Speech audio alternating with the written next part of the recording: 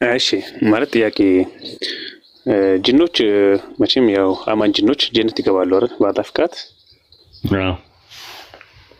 በዛ ሲገቡ በሰውኛ ቅርጽ ነው የሚገቡት ወይስ እንዴት ነው?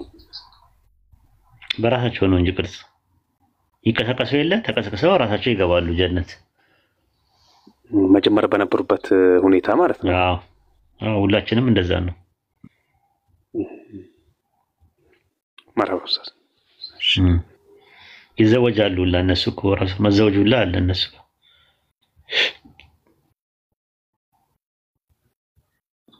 እንደዛ ነው።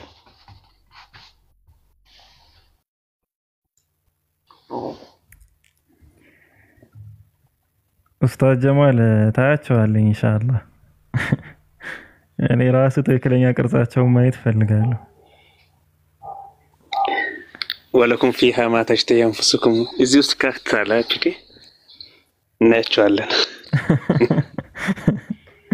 እሺ የባቢሎን አለ። ማንን ነው በጣም ማግኘት የምትፈልጉት ጀነት ውስጥ በጣም የምትጓጉት? እኔ ወላሂ እኔ አላህን እኔ አላህን ነው። አይ ከፍጥረት ውስጥ ነው እኮ የምለው። አላህማ አላህ ነው ጌታዬ ነው። ከፍጥረት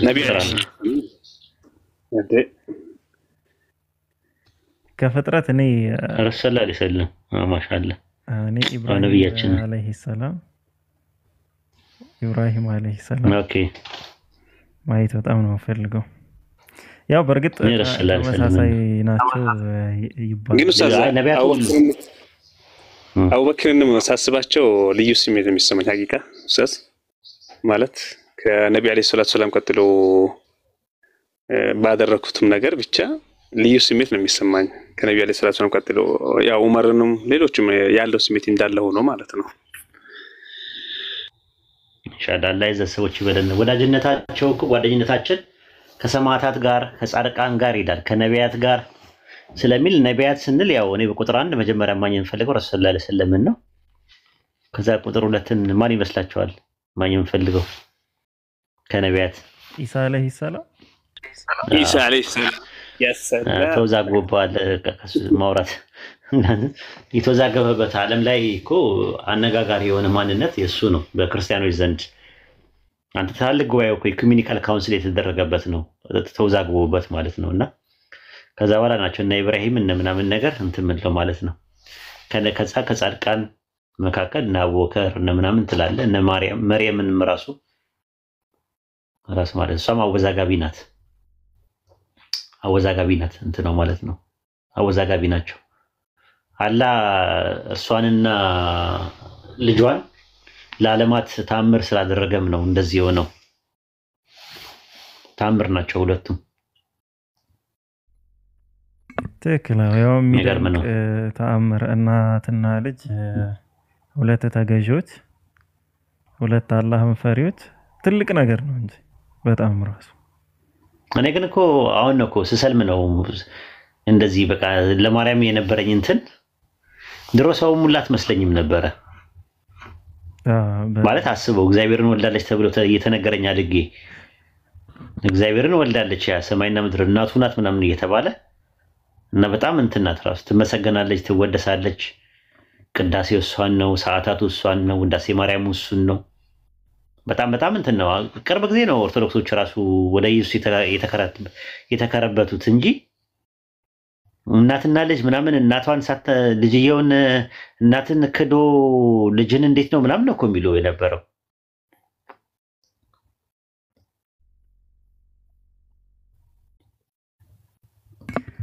አሁን ስቲል አሁንም እኮ ክፍለ ሀገር ላይ በጣም ነው። እኔ አሁን አገር ቤት ስሄድ ምናምን ኧረ በአላህ በጣም ነው በቃ በትልቅ ስፒከር ስለ ማርያም ነው። አዎ እሷ ደግሞ የተነገረን ነገር ደግሞ አስበው ሀይድ አታይም፣ የወር አበባ አታይም፣ አትሸናም፣ አትጸዳዳም። በኦርቶዶክስ እና በካቶሊክ ታውቃለህ? ያው እምነታቸው እንደዛ ነው። እንዲህ ሲተነተን ትንሽ ይከብዳል እንጂ ልማደ ሰብ የለባቸውም በሚል አውቀዋለሁ። ያው ልማደ ሰብ የለባትም ነው በደፈና እና ካስባታል ደግሞ ስትወልድ ደግሞ እኮ የሚገርም ነው አወላለዷ በእነሱ ትምህርት ታውቃለህ። አሁን ለምሳሌ ብርሃን በመስታወት ውስጥ ያልፍ የለ ስፒድ ኦፍ ላይት እንደዛ ነው ኢየሱስ የተወለደው የሆነ ሰዓት ድንግልናም በጣም ነበር የገረመኝ። እንደዛ ነው ድንግልናዋ ምንም ነገር የሆነው ነገር የለም ሳይሆን ማለት ለምሳሌ ስፒድ ኦፍ ላይት ስፒዱ ቢቀንስ ላይቱ መስታወቱን ይሰብረዋል ሲያልፍ ማለት ነው። ግን በመስታወቱ ውስጥ ግን ያልፋል። ልክ ኢየሱስም ከድንግል ማርያም የወጣው ድንግልናዋ ሳይነካ ልክ እንደ መስታወቱ ነው አልፎ የወጣው ብለው ነው የሚያምኑት።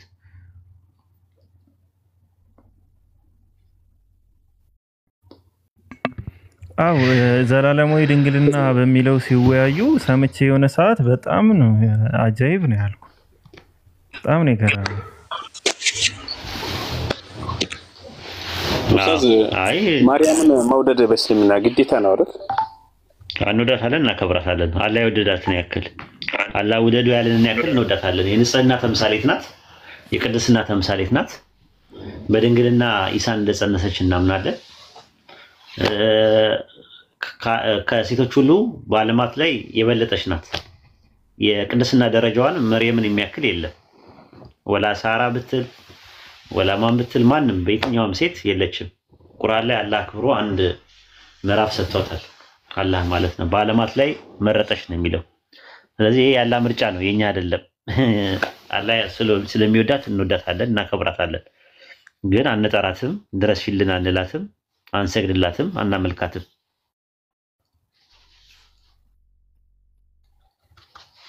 ወደ ጥያቄያችሁ መሄድ ትችላላችሁ።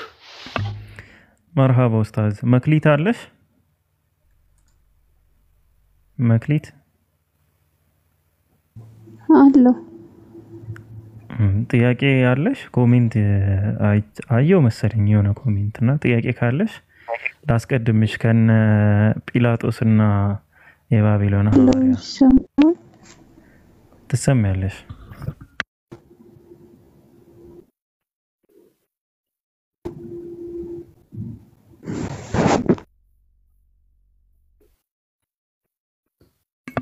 ኔትወርክሽ ያስቸግራል መሰለኝ መክሊት።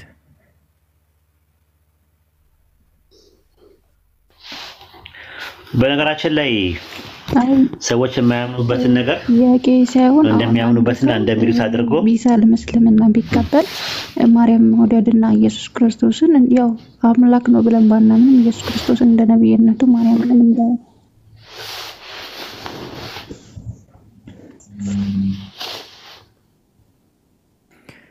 መክሊት እስኪ አንዴ ኮንፊርም አድርጊኝ። እየሰማሽኝ ነው? እሰማሻለሁ መክሊት።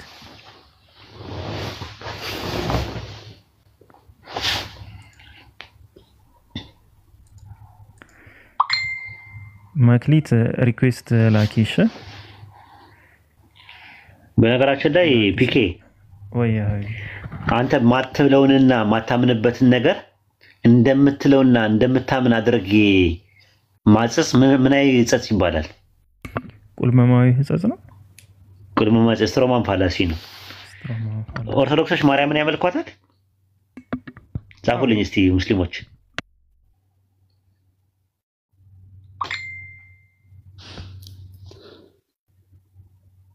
ኦርቶዶክሶች ማርያምን ያመልኳታል?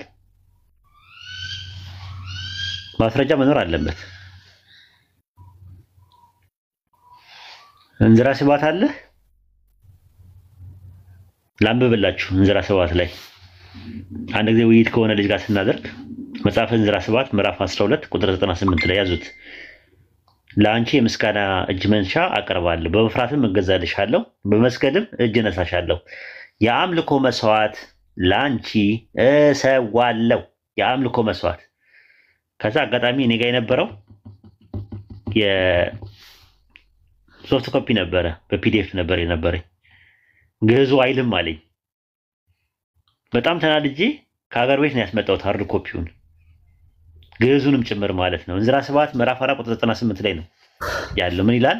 ይትቀነይ ለኪ በፍርሃት ወአምኔኪ በአስተብርኮ ለኪ አቀርብ ቁርባና አኮቴቱ ወለኪ እሰው መስዋዕት አምልኮ ነው የሚለው። ለኪ ለአንቺ ለ ለአንቺ የአምልኮ መስዋዕት ሰዋለሁ፣ ወለኪ እሰው መስዋዕት አምልኮ።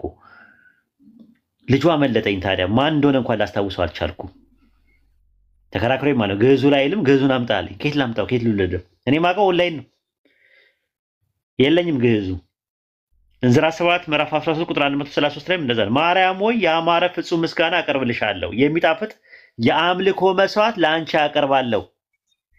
ምን ይላል? አበው ለኪ ኦግዚትየ ማርያም መዝሙረ መሐሌት ሐዋዘ ወአርብ ለኪ መስዋዕት አምልኮ ሙዓዘ ይላል። አርብ ማለት ምን ማለት ነው? አቀርባለሁ ማለት ነው በግዕዝ።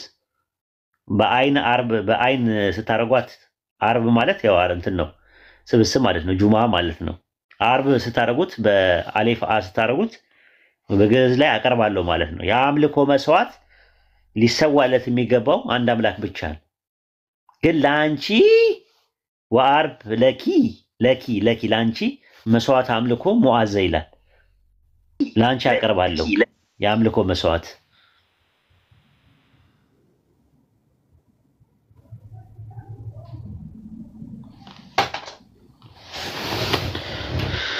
ይህን ይመስላል። ያዙት፣ ጥቅሶችን ያዙት፣ ይጠቅማቸዋል።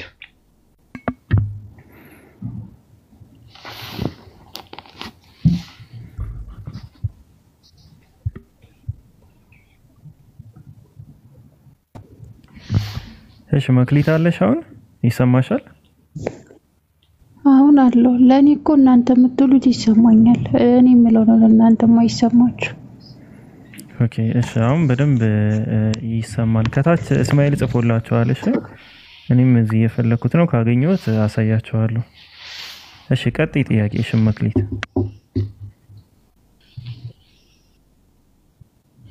አንተ ሰው አሁን እስልምናን ተቀበለ ከተባለ ማርያምን መውደድ ኢየሱስ ክርስቶስን መውደድ ስለነሱ ተገድሎት ስላደረጉት ነገር ማንበብ መጠየቅ ምናምን በእስልምና ውስጥ ሊያደርገው ይችላል። አንድን ሰው ከሰለመ በኋላ ምን ብሎ መጠየቅ ማምለክ መውደድ። አሁን እነሱን አንደኛ ከልጅነታችን ጀምሮ ኢየሱስ ክርስቶስን እንደ አምላክነት ማርያምን እንደ አማላጅነት ስንከተል የኖሩን ሰዎች ባንዴ አሁን ዛሬ በሰለም ዛሬውኑ ሌሊቱን ስለ ማርያምን ብዬውላ ልምል እችላለሁ። እነዚህ ነገሮችን አፍሽ ያመልጥሽ ነው። ከልብሽ ስላልሆነ ችግር የለውም። ማርያምን ብለሽ አበስኩ ገበርኩ ሌለ እስካሁን ድረስ ሳሾፍ ማለት ነው። እና እኔ ሳሾፍ ነው አበስኩ ገበርኩ ምለው። እና አበስኩ ገበርኩ ማለት ያው ከሃይማኖት ጋር አይደለም፣ አባባል ነው፣ ኢትዮጵያዊ አባባል ነው። ልክ አንድ ሰው ሲሞት አፈሩን ገለባ ያርገልህ እንላለን እኛውን። ለምሳሌ ማለት አላህ ይርሐማ አይባልም መቼም፣ ነፍስ ይማረም አይባልም በኢስላም። ስለዚህ ምንድነው የምትዩ? አንድ ሰው የምታቀሰው አፈሩን ገለባ ያርግለት ምናምን ትያለሽ። እና አበስኩ ገበርኩ ምናምን ልትይ ትችያለሽ። እና አንድ የሰለሙ ሰውዬ ነበሩና በጣም ደንግጠው የሆነ ነገር ስነግራቸው በስላሴ ያሉኝ ጭራሽ አሉኝ። እንዴ ምን እያሉ ነው ስላቸው ምን አልኩኝ አለው። በስላሴ ከዋሉ እኮላቸዋለሁ። ኧረ እኔ አልልም እንዴ ሙስሊም ነኝ አስታክፍሩላህ በላሉኝ። አምልጦት ነው ሲል ወይ አምልጦ ሊሆን ይችላል ተወኝ እባክህ አሉኝ። እና አንዳንድ ጊዜ እንደዚህ አይነት ነገር ሊያጋጥም ይችላል ሳታስቢው ማለት ነው። ኧረ በስመ አብ የሚል እኔ ካገባው በኋላ ለባለቤቴ እንደዛ ብያታለሁ። ገርሞኝ ኧረ በስመ አብ አልኩኝ ደንግጬ የሆነ ሳለ ማለት ነው። እና ፈልገሽ ካላደረግሽው ድረስ አላህም አይቆጥርብሽም። ግን ሲነገርሽ ወዲያው እስቲግፋር ማድረግ አለብሽ፣ መቶበት አለብሽ ነው ዋናው ነገር። እሺ መክሊት እንጂ በአንድ የሚወጣ ነገር አይደለም። እንደዚህ አይነት ነገሮችን ጥቃቅን ነገሮች ላይ እንትናተን ሆን ተብሎ በጌታ በምናምን ነገር እያሉ ጌታ ኢየሱስ ወይ ምናምን ነገር አባቴ የኔ አባት ምናምን እያሉ የልጣጠፉ እንትን እያሉ እንዲህ አይነት ጨዋታ ግን የለም። እንዲህ አይነት ነገር ድራማ አይሆንም። ራሱ እስቲግፋር ማለት ነው አላህን ይቅርታ መጠየቅ ማለት ነው። ምንድነው አሁን እስቲግፋር ያልከው ነገር? እስቲግፋር ማለት ይቅር በለኝ አላህ ማለት ይቅርታ መጠየቅ ማለት አላህን ይቅር በለኝ አምላኬ ወይ አጥፍቻለሁ፣ በድያለሁ፣ ሐቅን ወስጃለሁ፣ ሐቅን ለፍጡራን አድርጌያለሁ ብለሽ ይቅርታ መጠየቅ ማለት ነው። አላህም ደግሞ ማሪና አዛኝ ነው፣ ራሱ ይቅር ባይ ነው፣ ይቅር ይልሻል ማለት። የግድ ደግሞ መናገር አይጠበቅብሽም። ለሰዎች ይቅርታ ተወብቻለሁ ምናምን ብለሽ እንትን ማለት አይጠበቅብሽም። የዛኑ ቀን አያጥፍቻለሁ እታረማለሁ ነው የሚባለው። እንደዚህ ያሉ ነገሮች አሉ። በጌታ ምናምን ማለት በጌታ ይሁንብኝ ምናምን ማለት ትችላላችሁ። ያው ወረቢ ብትሉ ይመረጣል። ግን በጌታ ይሁንብኝ፣ ጌታዬ፣ ጌትዬ፣ አምላኬ ምናምን እያልን እንጠቀማለን። ምንድነው የሚባለው? የነፍስ አባት ጋር ምናምን መሄድ የለም ማለት ነው። ያረኛ ጋር የለም። ለምን ብለን ምን አገባው? ሲጀመር እንደኔ ስጋ ለባሽ የሆነ የሚበላና የሚጠጣ የሚተኛ አካል ምን አገባው ነው የኔን አይብ ለሱ ምነግረው? አላህ የሰተረልኝን አይብ የማይደረግ ነው። በኢስላም የለም። ራሱ የሆነ ነገር ስታጠፊ የሰው ሐቅ ከሆነ ሰውየውን ይቅርታ ትጠይቂዋለሽ፣ የበደልሽውን አካል። የራስሽ ሐቅና ያለ ሐቅ ከሆነ ደግሞ ወደ አላህ በይቅርታ መመለስ ነው። ይቅር በለኝ ብለሽ ይቅርታ ትጠይቂዋለሽ፣ እጅሽን ዘርግተሽ ያ ረቢ ይቅር በለኝ፣ ኃጢአቴን በደሌን ይቅር በለኝ፣ የሰራሁትን አውቄም በድፍረት ሳላውቅ በስተትም የሰራሁትን ኃጢአት ወንጀል ሐቅን የነካሁትን ነገር ይቅር በለኝ ያ ረቢ ያ አላህ ብለሽ ያ ኢላሂ ብለሽ እሱን ራሱ መጠየቅ ትችላለሽ። ስለዚህ እስልምና መቀበል ማርያምን ከመውደድ አያግድሽም። ውደጃት፣ ምን ችግር አለው? ማርያምንም ውደጃት፣ ኢየሱስንም ውደጂ፣ አብርሃምንም ውደጂ፣ ምናምን ነገር ውደጂ። ግን ስማቸው መጥራት አይፈቀደልሽም። ለምሳሌ እርዱኝ፣ ድረሱልኝ ምናምን እያልሽ ብትጠሪያቸው አይሰሙሽም፣ እነሱ ማለት ነው። ሁለቱም አይሰሙም፣ ፍጡር ናቸው። ፍጡራን አይሰሙም። ራሱ ድረስልኝ፣ እርዳኝ ማለት ማናገር ምችው በጋዩ አላህን ብቻ ነው። ራሱ ኢቨን ነብዩ መሐመድንም አትችይም። ድረሱልኝ፣ እርዱኝ ምናምን ማለት አትችይም። እሳቸው አይደርሱልሽም፣ አይረዱሽም። ውስን ናቸው፣ ሰው ናቸው። አይቻልም፣ ኢኖቬሽን አይቻልም፣ አይፈቀድም። እሱ በአካል ብቻ ነው። ለምሳሌ አንቺ አሁን ለምሳሌ አለ ወይ ዱዓ አድርግልኝ ብንባባል እንችላለን። መስማት፣ ማየት፣ ማወቅ በምችበት አኳን ማለት ነው። ነገር ግን አሁን ከቲቶ ከወጣሽ በኋላ አንቺ ተኝተሻል ልም ብለሽ መክሊት ዱዓ አድርግልኝ ምናምን ብዬ ብለሽ ትሰሚኛለሽ?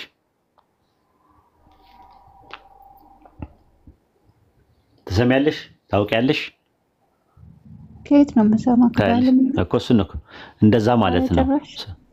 ልክ እንደዛ ማለት ነው። ውስንነት ስላለብሽ ማለት ነው። ገብርኤል ውስንነት አለበት። ለምሳሌ ገብርኤል ራሱ ውስንነት አለበት። አንዱ አረብ ሀገር፣ አንዱ ኢትዮጵያ፣ አንዱ እስራኤል፣ አንዱ ምናምን ነው። ሁሉም በአንድ ጊዜ ቢጸልዩ ሁሉ ነገር ማወቅ አይችልም። አንደኛ ሁሉ ነገር ማየት አይችልም። ሁሉ ነገር መስማት አይችልም። መለኮት ብቻ ነው ያንን ማድረግ የሚችለው። አንድ አምላክ ብቻ ነው ማድረግ የሚችለው። ስለዚህ ምን ይባላል? ገብርኤልን ገብርኤል ሆይ አማልደኝ፣ ገብርኤል ሆይ እርዳኝ፣ ገብርኤል ሆይ ድረስልኝ ብዬ ባወራው ሽርክ ነው። አለም ያለ ሽርክ ነው። አይሰማም እሱ ራሱ ማለት ነው። አላህ የቂያማ ቀን ይጠይቃቸዋል። ሱረቱ ፉርቃን ምዕራፍ 25 ላይ የቂያማ ቀን እንትን ምላችሁን ምን ይላል? ሱረቱ ፉርቃን ምዕራፍ 25 ላይ መሰለኝ አንዴ ሲያወጣው እሱ ጥቅስ በጣም ነው ደስ የሚለኝ።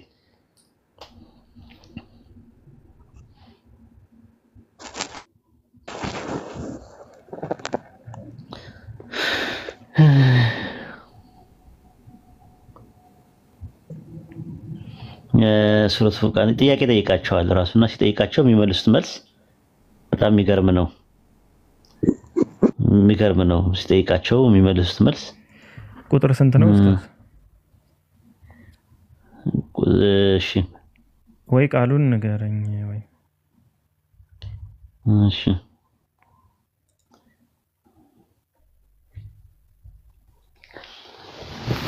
ሱረቱ ፉርቃን ምዕራፍ 25 እንትን ነው የሚለው ምንድነው? ወየውመ የሕሹሩሁም ጀሚዓን አጋሩ ብላቸዋል ምናምን የሚለው ማለት ነው። እስቲ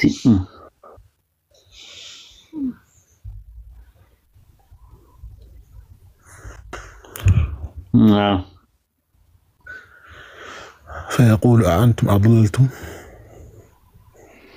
በአማርኛ ተነግሮ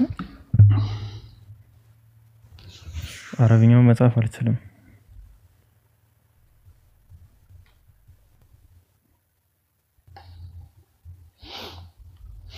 ቆይ 17 ላይ 25 17 ላይ በጣም የሚገርም ነው የሚሉት 25 17 ላይ ላውጣ። ቆይ እሺ እነርሱንና ከአላህ ሌላ የሚገዟቸውን የሚለው ነው። እሱ አንደኛው ነው።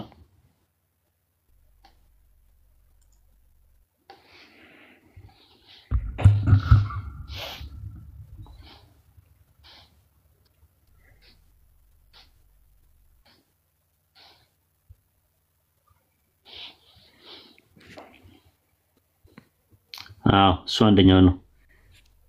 አንደኛው ማለት ነው። እነሱ ካላ ሌላ የሚያመልኳቸውን የሚሰበስበትና እናንተ እነዚህ ባሮች አሳታችሁ የሚልበት ወደ እንስሳቱ ነው የሚልበት ቀን አስታውስ ይላል። ከዛ የሚመልሱት መልስ ምንድነው?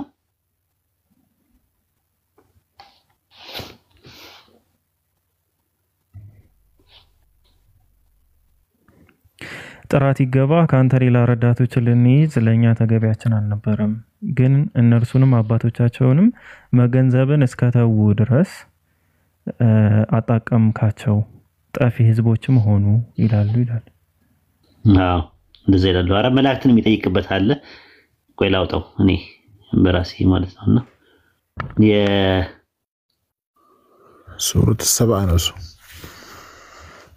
ቁጥር 40 ላይ የስ ሰብአ ቁጥር 34 40 የስ አገኘሁት። በጣም የሚገርም ነው። በቃ ይሄ በጣም የሚገርም ነው። ይሄን ጥቅስ ሁላችሁም ተመልከቱ። መላእክትን ወደ ገብርኤል ወደ ማርያም ምናምን የሚጸልዩ ሰዎች መጨረሻ ላይ አላህ የቂያማ ቀን ይላል። ታያቸዋል ሁሉ በሚሰበስባቸውና ከዛ ያለ መላእክቱ እነዚህ እናንተን ይገዙ ነበሩን በሚላቸው ቀን የሚሆነውን አስታውስ ይላል። እነዚህ እናንተን ምን የሚሉ ነበረ? እነዚህ እናንተን ያመልኩ ነበርን ብሎ ይጠይቃቸዋል። ከዛ በኋላ መልሳቸው ምንድነው? እነሱ ቁጥር 41 ላይ መላእክቶቹ ምን ይላል? ጥራት ይገባ ከእነርሱ ሌላ ረዳቶች አንተ ብቻ ነህ እንደሚሉት አይደለም፣ ይልቁንም ጂኒዎችን ያመልኩ ነበረ። አብዛኛዎቹ ለነሱ አማኞች ናቸው፣ አብዛኞቻቸው በእነርሱ አማኞች ናቸው ይላሉ ይላል። የሚቀበሉት እነማን እንደሆነ ታውቃላችሁ? የአላህ አምልኮ ማን እንደሚቀበል ታውቃላችሁ? በእነሱ ፋንታ እነማን ናቸው የሚቀበሉት?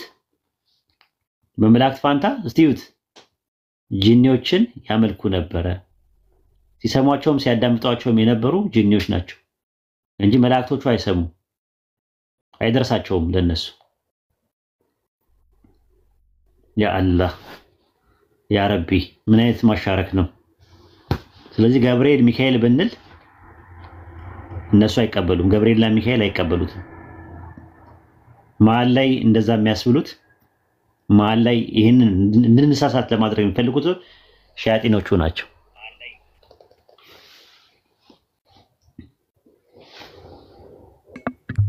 ሱብሃንአላህ የሚገርም አንቀጽ ወላሂ በጣም የሚገርም። ይሄ በቁረይሾችም አይ ቲንክ የትኛውን ጣዖት ሊያፈርሱ ነው በሚሄዱ ሰዓት ሰሃባዎች ውስጥ ላይ የወጣች ሴትዮ ነበረች ታሪኩ ላይ እና ጂኒ ማለት ነው ያው በዛ ስም ትመለክ የነበረች እና እንደዚህ አይነት ነገር በገጠራማው ክፍል ይሄ በሚቀቡ ዛፎች በወንዝ ዳር ምናምን በሚሰሩ ነገራቶች ላይ በደንብ ይታመናል። እንደገና ደግሞ መላእክት ነን በማለትም በመገለጥ ይሁን እንደ መላእክት በአብሪ መንገድ ምናምን በመገለጥም ብዙ እንትን ይላሉና በጣም የሚገርም ነው ወላሂ። ጋኔንን ይገዙ ነበር የሚለው አሁን እኮ ምንም እኮ ክርስቲያኖች እኮ ከቁረይሾች እኮ ምንም የሚለዩት ነገር የለም። ቁረይሾች የሚሉት ወደ አላህ ያቀርቡናል አማላጆች ናቸው ብለው ነው ያለ ደጋግ ባሮችን ሐውልት ሰርተውላቸው በአላህ ቤት ዙሪያ ላይ በካባ ዙሪያ ላይ 360 ጣዖታት የሰሩት። ራሱ ማለት ጣጉት ማለት ራሱ እኮ ወሰን አላፊ ማለት ነው። ወሰን የሚያልፍ ነገር ማለት ጣጉት ሲምብሊ የቋንቋው ሊንጉስቲካሊ የአረብኛው ቃል ማለት ነው። የሚሉት ሲጠሯቸው ነበረ። ተወሱል ያደርጋሉ፣ እስቲጋሳ ያደርጋሉ፣ ተበሩክ ያደርጋሉ። ይሄ ነው ትልቁ ችግራቸው ማለት ነው። እያንዳንዱ ስቴፕ ማለት ነው። ምናልባት ተበሩክ ማድረጋቸውና ተወሱል ማድረጋቸው ምናልባት ቢድዓ ነው ብለን ነው የምናስበው እንጂ ሽርክ አይደለም። ግን ማለት ትልቁ ሽርክ ውስጥ ከኢስላም አጥር አያስወጣቸውም። ግን እስቲጋሳ ሲያደርጉ ነው ከኢስላም አጥር የወጡት። ስለዚህ ክርስቲያኖች አሁን እስቲጋሳ ያደርጋሉ፣ በመላእክት በሰማዕታት በጻድቃን ተበሩክ ያደርጋሉ፣ ተወሱል ያደርጋሉ። ያ ነገር ቢድዓ ነው። ግን እንትኑ እስቲጋሳ ማድረጋቸው ነው ያስወጣቸው። አላህ ይጠብቀን ከሽርክ።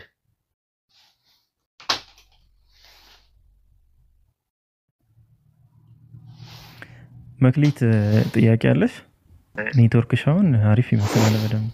ፒላጦስ ጥያቄ አለኝ እያለ ነበር። እሺ የሚሰማችሁ ከሆነ አንድ ጥያቄ መጠየቅ እፈልጋለሁ። እሺ መክሊት ሻሃዳ ይዘሻል እንዴ? ተው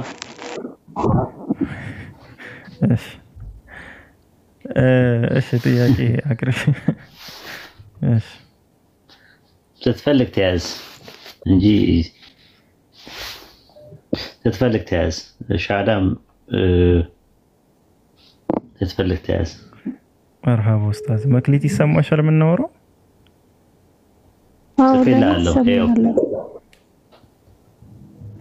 መርሃባ። እሺ መክሊት ጥያቄሽን አቅርቢ። አንድ ጥያቄ ያልሽውን።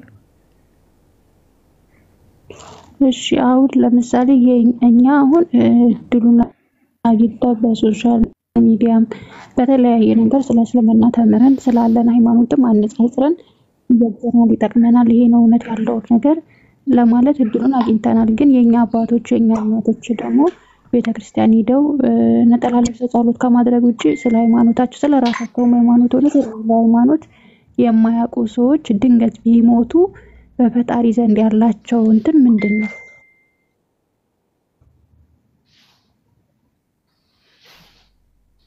ማሺ ይሰማል ነበር የጠየቅኩት። እኔ የለውም ነበረ። እኔ ልድገምልሽ አትድከሚ። እኛ ኦኬ ነገሩ የደረሳቸው ሰዎች ማለትም እስልምና በእነሱ ላይ የደረሳቸው ሰዎች ኖርማሊ እስልምናን ተቀብለዋል። ግን ወላጆቻችን አሉ ስለ እስልምና እውነታውን ሊያውቁ ይችላሉ። ሶ በክርስትና ዓለም ላይ የሞቱ ወላጆቻችን አሉ።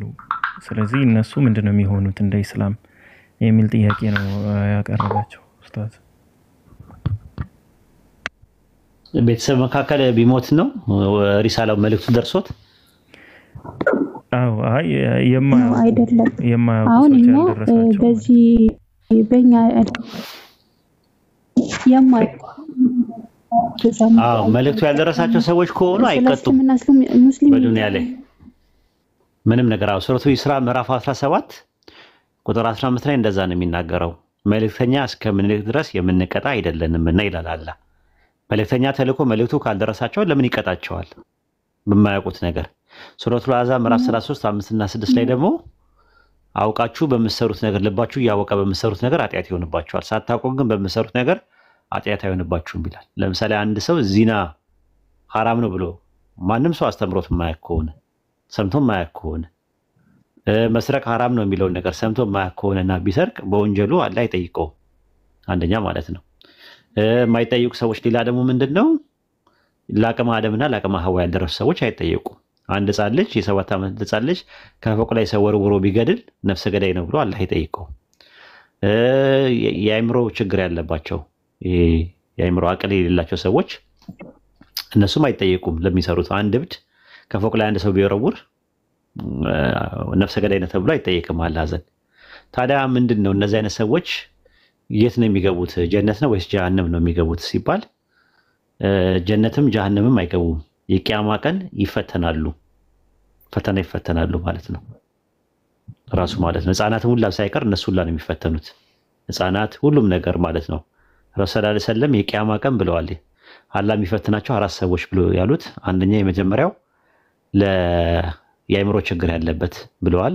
ሁለተኛ መስማት የተሳናቸው፣ ሶስተኛ ደግሞ የምንድነው የጃጁ ሽማግሌዎችና አረጋውያን ምንም መልእክቱ ያልደረሳቸው ማለት የጃጁ ሰዎች አሁን እንደዚህ ነው ተብሎ አይነገራቸውም። አራተኛው እና መጨረሻ ደግሞ አለል ፊጥራ ብለዋል። አለል ፊጥራ ደግሞ ለሁለት ይከፈላል። አንደኛ መልእክቱ ያልደረሳቸው ሰዎች፣ ሁለተኛ ነገር ደግሞ ህፃናት ማለት ነው። አንድ ጊዜ አይሻ የካፊር ልጅ ሞቶ የጀነት ነው ስትል ረሱል ሰለላሁ ዐለይሂ ወሰለም አሉ አይታወቅም፣ የጀነት ይሁን የጀሃነም ይሁን አይታወቅም ያሉት ለምንድነው? የቂያማ ቀን ተነስተው ተቀስቅሰው እነዛ ሰዎች አላህ በራሱ ይክማ ይፈትናቸዋል። እስከዛ ድረስ እስከ ቂያማ ቀን ድረስ ሲባል እስከ ቂያማ ቀን ድረስ ደግሞ በኢብራሂም ዙሪያ ነው የሚሆኑት።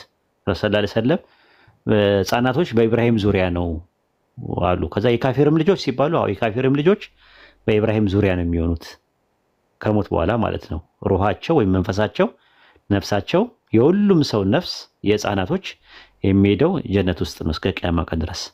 ከቂያማ ቀን ግን ተቀስቅሰው አላህ በራሳቸው ሂክማ ይፈትናቸዋል። ይሄ ነው ትምህርታችን።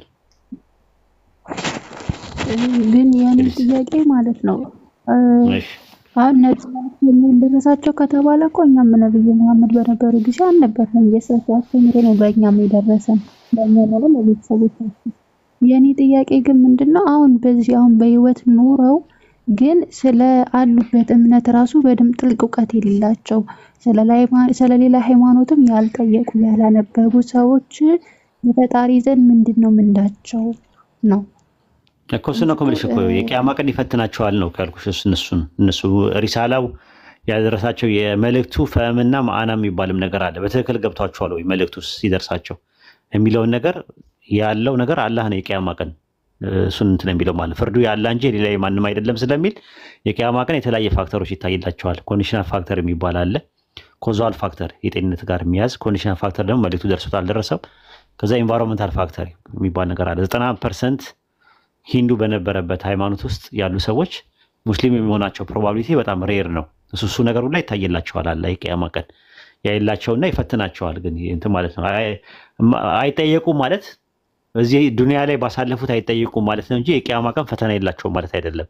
ህፃናትም መልእክቱን ሳይሰሙ የሞቱ ሰዎችም አጠቃላይ ማለት ነው። እና የእስላምን መልእክት በትክክል ካልሰሙ አላህ ባልሰሙት ነገር አይጠይቃቸውም ነው እያልኩሽ ያለሁት። እኔ ደግሞ አሁን ትንሽ አግኝቼዋለሁ።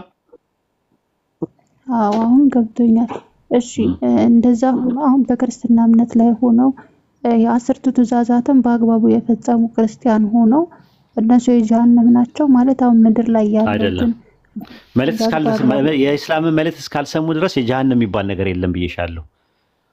የእስላምን መልእክት እስካልሰሙ ድረስ የጀሃነም ናቸው የሚባል ነገር የለም። መልእክቱን ስላልሰሙ የቂያማ ቀን ይፈትናቸዋል አላህ። እና ደግሞ እዛ ክርስትናው ስለነበሩ መልእክቱን አሰሙ ምናምን ተብሎ አይባልም። በአሁኑ ሰዓት መልእክት ያልሰማ የለም። ራሱ መልእክት ያልሰማ የለም። ስለ እስልምና ያልሰማ የለም በአሁኑ ሰዓት ራሱ አዝ ፕሪንሲፕል ነው እየነገርኩሽ ያለሁት ራሱ ማለት ነው። ከአይምሮ ጋር የተያዘ ከምን ጋር የተያዘ እንደዚህ አይነት ነገሮች ናቸው። ሌላው ደግሞ ለአላህ ስጪ እሱ ማለት ነው። ለአላህ ስጪ በተለይ ወላጅ አካባቢ ላይ እንትን ስትሆኚ በጣም የሚያሙ ነገሮች አሉ። ዝም ብለሽ ለአላህ ስጪ እንጂ በጣም ትታመሚያለሽ። እንደዛ ካሰብሽው ልታብጂውላ ትችያለሽ። ለምን አንቺ በጣም የምትወጃቸው ወላጆችሽን አስቢ። ከወላጅ በላይ ነገር አለ ካላህ በታች የለም። እሱ ነው የሚልከው የለም። አሁን ያ ሰው አሁን በቃ ነገረሽው ምን ብለሽው ምናምን ነገር በቃ ካሁን መቼ አንድ ቀን እንዳይሞትብኝ ስጋት አለ። ግን ለአላህ ስጪው በቃ ይሄንን ተወኩል ማድረግ ነው እንትን ማለት ነው። በቃ ለአላህ ስጪው በቃ ምንም ነገር ተሳቲ ለአላህ መስጠት ነው በቃ ያሉበት ሁኔታ። ከዛ በኋላ ከሞት በኋላ ያለውን ህይወት የቂያማ ቀን ስትለያቸው ምናምን በጣም የሚያሙ ነገሮች አሉ። እንትን ልትይ ትችያለሽ፣ እንደኔ ልትታመሚ ትችያለሽ ራሱ ማለት ትታመሚያለሽ እንደዛ አይነት ነገር ተቃልሽ ማለት ነው። ስለዚህ ምንድነው የምታደርጊው መሰለሽ? ለአላህ ስጪው። አንቺ በተቻለ አቅም ተጠንቅቀሽ ሪሳላውን ለማድረስ ትትና ፍቅር ስጫቸው፣ ትትና አክብሪያቸው፣ ሐቃቸውን ተወጪ። ከዛ ቀስ እያልሽ ደግሞ አልፎ ደግሞ ነገራቸው ስለ እስልምና። ይሄ ክርክር ምናምን አይደለም ለነሱ የሚያስፈልገው። አይ እንደዚህ ነው ስለ እስልምና በእስልምና አስተምሮት እንደዚህ ነው ብለሽ በትትና በተቻለሽ አቅም። ከዛ የሆነ ከረር ያለ ነገር ሲመጣ ለቀቅ አድርገሻቸው ሌላ ነገር ማውራት። እሺ እናቴ ምናምን ብለሽ በቃ መተው። እንደዛ እያደረግሽ መጣር፣ በተቻለ አቅም መጣር እንጂ ቀላል አይደለም። እንደዚህ እንደምታየው አይደለም ማለት እንትኑ ቆስሉን እኔ የማውቀው ራሱ እኔ አውቀዋለሁ ራሱ ማለት ነውና አንዳንዴ ከእንቅልፌ ስነሳ ድንግጥ የምልበት ነገር አንዳንዴ በእንቅልፍ ልቤ ሌሊት ላይ ብንን ብዬ ምናምን ነገር ወይኔ እናቴ እላለሁ። እኔ አንድ ነገር ብትሆንብኝስ ምናምን ነገር አመማት ትንሽ ነገር ሲባል በቃ የሆነ ነገር ነው የሚያደርገው የሚነዝረው። አንዴ በጣም ነው ስሜቱን እኛን የምናውቀውና በጣም ከባድ ነው። እንጃ ሳስበው በቃ ከኔ ተለይታ ማለት እናትን የሚያክል ነገር አለ እንዴ? በጣም እኮ ከባድ ነው። እና ከዛ በጣም ነው የሚያመው እንጃ። እና አንዳንዴ ለአላህ መስጠት ነው በቃ ማለት የማላውቀው ነገር አለ ብዬ ነው ማስበው። በቃ የማይገባኝ ነገሮች አሉ። አንድ ህፃን ልጅ ህፃን ሆኖ እናቱ ኦፕራሲዮን ስትሆን ቢያይ መክሊት እናቴ ሊያድናት ነው የሚለው ወይስ እያረዳት ነው ብሎ የሚለው የሚያስበው? ማረስ ማሰብ ራሱ ይከብዳል። የማያውቀው ነገር ስለማያውቀው ነው አይደል ሌቭሉ። እና እኔ የማላውቀው ነገር አለ ብዙ ነገር እዚህ ዓለም ላይ ብዬ ነው ማስበው። አላህ የራሱ ህክማ አለው የራሱ ነገር አለው ብና ብዬ ነው ማስበው። እና ፌር አይደለም ያለም ማለት የምትወጁን ማለት በጣም ወዳትን እናቴን በቃ እኔ በቃ እንደዛ ነው ያልኩት። በጣም እንደምወድሽ ታውቂያለሽ ግን ስላት ምናምን ነገር በጣም ምናምን አለችኝ። በቃ ማለት አንድ ሰው ለምትወጁ ሰው ምንድነው የምታደርጊው አልኳት። በቃ የምወደው ሰው በቃ ያለኝ ነገር ሰጠዋለሁ አለች። በቃ በጣም የምትወጁን ነገር ነው ለምትሰጪው አልኳት። አዎ ስለዚህ በቃ እኔ የምወደውን ነገር እስቲ አንድ ነገር ልስጥሽ ፈቃደኛ ሆኜ አልኳት። እሺ አለች። ስለ እስልምና ስነግራት ጠጥ ብላ አዳመጠችኝ። አትቃወመኝም ደግሞ የሚገርመኝ ነገር እና በቃ እንትን የለም እና በቃ አሁን በቃ ላላ መስጠት ጀመርኩኝ። እምልሽ በጣም እንትን ይረብሻል። በጣም ነው የሚያመው፣ በጣም ነው የሚረብሸው ይሄን ነገር ስታቂ ማለት ነው። ማለት ጥሩ ነገር ከመመኘት የተነሳ ማለት ከአቅም በላይ ሲሆን ደግሞ ምን ታደርጊዋለሽ? ሙሲባውን ከአቅምሽ በላይ ሲሆን ምንድነው የምታደርጊው?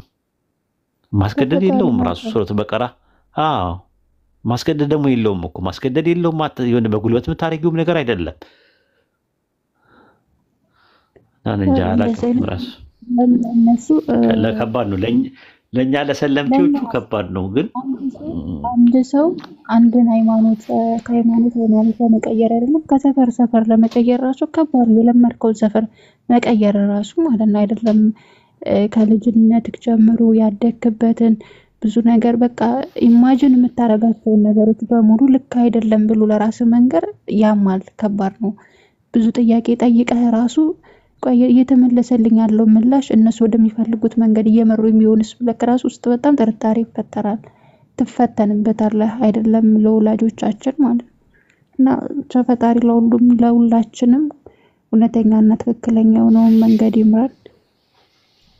ጥያቄ ራሱ ያለ ምክንያት እስካችን ላይ ተጥርብን አንድ ሰው ከመሬት ተነስቶ ተጥርበት አይቻልም።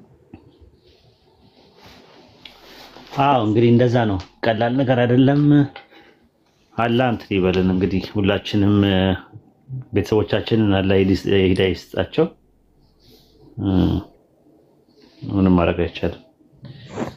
አይ ሪከርድ ያደርግልኛል በዚህ ሰዓት ሪከርድ ላይቭ ላይ ሆኜ ሪከርድ ማይሆን ነገር እኮ ነው። ጻፍልኝ ስለ ሪከርድ ታደርግልኛለህ ሰነፍ። ጀዛከላህ ኡስታዝ። እና መክሊት የሞቱ ሰዎች ጋር በተገናኘ ፐርሰናሊ ደግሞ ገሌ ጀሃነም ነው ምናምን ወይም ገሌ ጀነት ነው አይባልም። ያው ሰው መጨረሻውን የሚያውቀው አላህ Subhanahu Wa Ta'ala ብቻ ነው። አኗኗር ብቻ ሳይሆን ያማሟት ነው መጨረሻችንን የሚወስነው እንጂ የኖርንበት እንትን አይደለም። ኦሬዲ ስንሞት ምን ሞትባት ቅጽበት ምን ሞትባት ሁኔታ ነች። ስለዚህ ገሌ እኮ የጀሃነም ነው ገሌ እኮ ተብሎ ኢንዲቪጁዋሊ ፐርሰናል እንደዛ አይባልም። በስራ በኩል ግን ላይክ ቁርአን ላይ ምእመናኖች ዳኑ እንደሚለው ይሄ ካራክተር ይጠቀሳል። ለምሳሌ በአላህ የሚያሻርኩ ሰዎች ኮምፕሊትሊ ያው ጀነትን አይገቡም፣ ካፊሮች ጀነትን አይገቡም። ይሄ በጀማ በካራክተር ደረጃ ሲነገር ነው። ፐርሰናሊ ግን እገሌ የሚባለው ሰውዬ የጀሃነም ነው እገሌ የሚባለው ሰውዬ የጀነት ነው አይባልም። ስለዚህ ከቤተሰቦችሽም ከሆነ አካልም ቢሆን መጨረሻውን አላህ Subhanahu Wa Ta'ala ብቻ ስለሆነ የሚያውቀው በሱ ላይ ብቻ ተስፋ ማድረግ ነው እና አሟሟታቸውንም ልክ እንደዛው ነው። አሁን ማቀው ሰው አለ ኢቭን ሙሉ ህይወቱን በክርስትና እምነት ላይ የኖረ ነው። ሙስሊም ነበር። ከዛ በኋላ ክርስትናን ተቀብሎ ሙሉ ህይወቱን የኖረ መጨረሻ ሲሞት ግን ሰውን ሁሉ አወዛግቦ ሞተ። ብዙ ልጆች ወልዷል ምናምን አርጅቷል። ሻሃዳ ይዞ ሞተ። አሁን ሲሞት ያ ሰው ኦርቶዶክስ ነው የኖረበት ምናምን ኦርቶዶክስ ነው። ከዛ በቃ ሻሃዳ ይዞ የሞተ ኦርቶዶክሶች እንትኖች ቄሶች ሁሉ ፍትሃት ይፈጽሙ ምን ያደርጉ ግራ ተጋቡ። ቤተሰቦቹ አይ አልሰለመም በቃ አልሰለመም ይላሉ። እዛው አብረው የነበሩት ደግሞ ሻሃዳ ይዞ የሞተ ይላሉ። እንደዚሁ እንዳወዛገቡ መዘጋጃ ተቀበረ ማለት ነው። እስላማዊ መቃብርም ሳይቀብሩት ምንም እንትን ሳይሉትና ፐርሰናል ደረጃ እገሌ ተብሎ እንደዛ ሊወሰን አይችልም። አሟሟታችንን የሚያውቀው አላህ Subhanahu Wa Ta'ala ብቻ ስለሆነ ማለት ነው። አንቺ ስለ ቤተሰብም ስለምንም የምናስብም ሰዎች ካለን በብዛት በቃ አላህ ነው የሚያውቀው። የትንሳኤ ቀን ላይ ወዴት እንደሚሆኑ እንግዲህ ያኔ ነው ልናውቅ የምንችለው። ያኔ የትንሳኤውን ቀን ደግሞ ስናስብ ሁሉም ነፍሴ ነፍሴ የሚልበት እንጂ እናቴ ልጄ ምናምን ሚስቴ ባለቤቴ ምናምን የሚልበት ቀን አይደለም። ሶ ያኔም ቢሆን ስለ ሌላ አካል ሳይሆን የምታስቢው ኦልሬዲ ስለ ራስሽ ነው፣ ስለ ነፍስ ነው ሰው የሚጨነቀው። ስለዚህ በማናውቀው ነገር ላይ መጨነቅ ሳይሆን መልእክቱን ማድረስ፣ መልእክቱን መናገር፣ እንዲሰልሙ የተቻልነውን በስነ ምግባርም ከሆነ ለማሳመን መሞከር፣ በትምህርት ደረጃም ከሆነ ልክ እንደዚሁ ትልቁ ነገር ያው ስነ ምግባር ነው። እንደዛ አድርገን ለማሳየት መሞከር። ከዛ በኋላ እንግዲህ አይታወቅም መጨረሻውን አላህ Subhanahu Wa Ta'ala ይወስናል ማለት ነው። እሺ መክሊት እና የባቢሎን ደቀ መዝሙር አንተ ትቀድማለህ ከጲላጦስ። ሰላም ነው፣ እንዴት ናችሁ? አለን አልহামዱሊላህ ሰላም ነው። አለን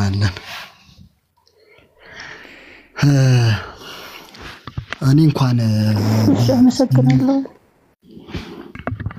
እሺ መክሊት ይዘጋይባታል እሷ ጋር። ለዛ ነው የባቢሎን ቀጥል።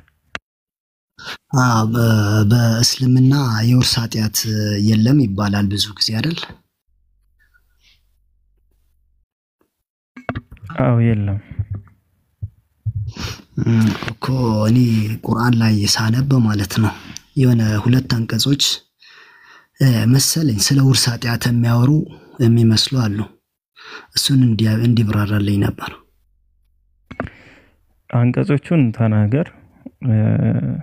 ምዕራፍ ስንት ቁጥር ስንት ላይ ያለ አንቀጽ ላውጣልህና ሱረቱ ነህል 25 እና ሱረቱ አንከቡት 13 25 ነህል ሱረቱ ነህል ኦኬ ሱረቱን 16 እሺ 16 ላይ ያለው እሺ 16 25 ማለት ነው። እሺ እና ሱረቱ አንከቡት 13 ቆይ ይሄንን እንየውና እሺ ተመሳሳይ ከዛ በኋላ ወደ ሱረቱ አንከቡት ደግሞ እንቀጥላለን ማለት ነው። ኡስታዝ ቀጥል። ጥያቄው ምንድነው? እሱ ላይ ያለው መጀመሪያ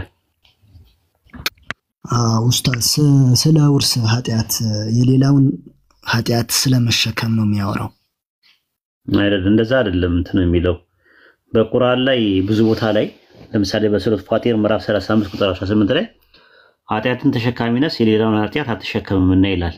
በሱረት ኢስራ ምዕራፍ 17 ቁጥር 15 ላይ ተሸካሚ ነፍስ የሌላውን ኃጢአት አትሸከምም ይላል። ታዲያ ሱረት ነህል ምዕራፍ 16 ቁጥር 25 ላይ ስለምንድን ነው የሚያወራው ካል ይህ የሚሉትን በትንሣኤ ቀን ኃጢአቶቻቸውን በሙሉ ከነዚያ ያለ ዕውቀት ሆነው ከሚያጠሟቸው ሰዎች ኃጢአቶች ከፊሉን ሊሸከሙ ነው። ንቁ የሚሸከሙት ኃጢአት ምንኛ ከፍ አለ። አጥማሚዎች ከሚያጠሟቸው ሰዎች ኃጢአት ከፊሉን ይሸከማሉ ማለት ከአዳም የመጣ ኃጢአት ይወርሳሉ ከሚለው ጋር እጅግ ይለያል።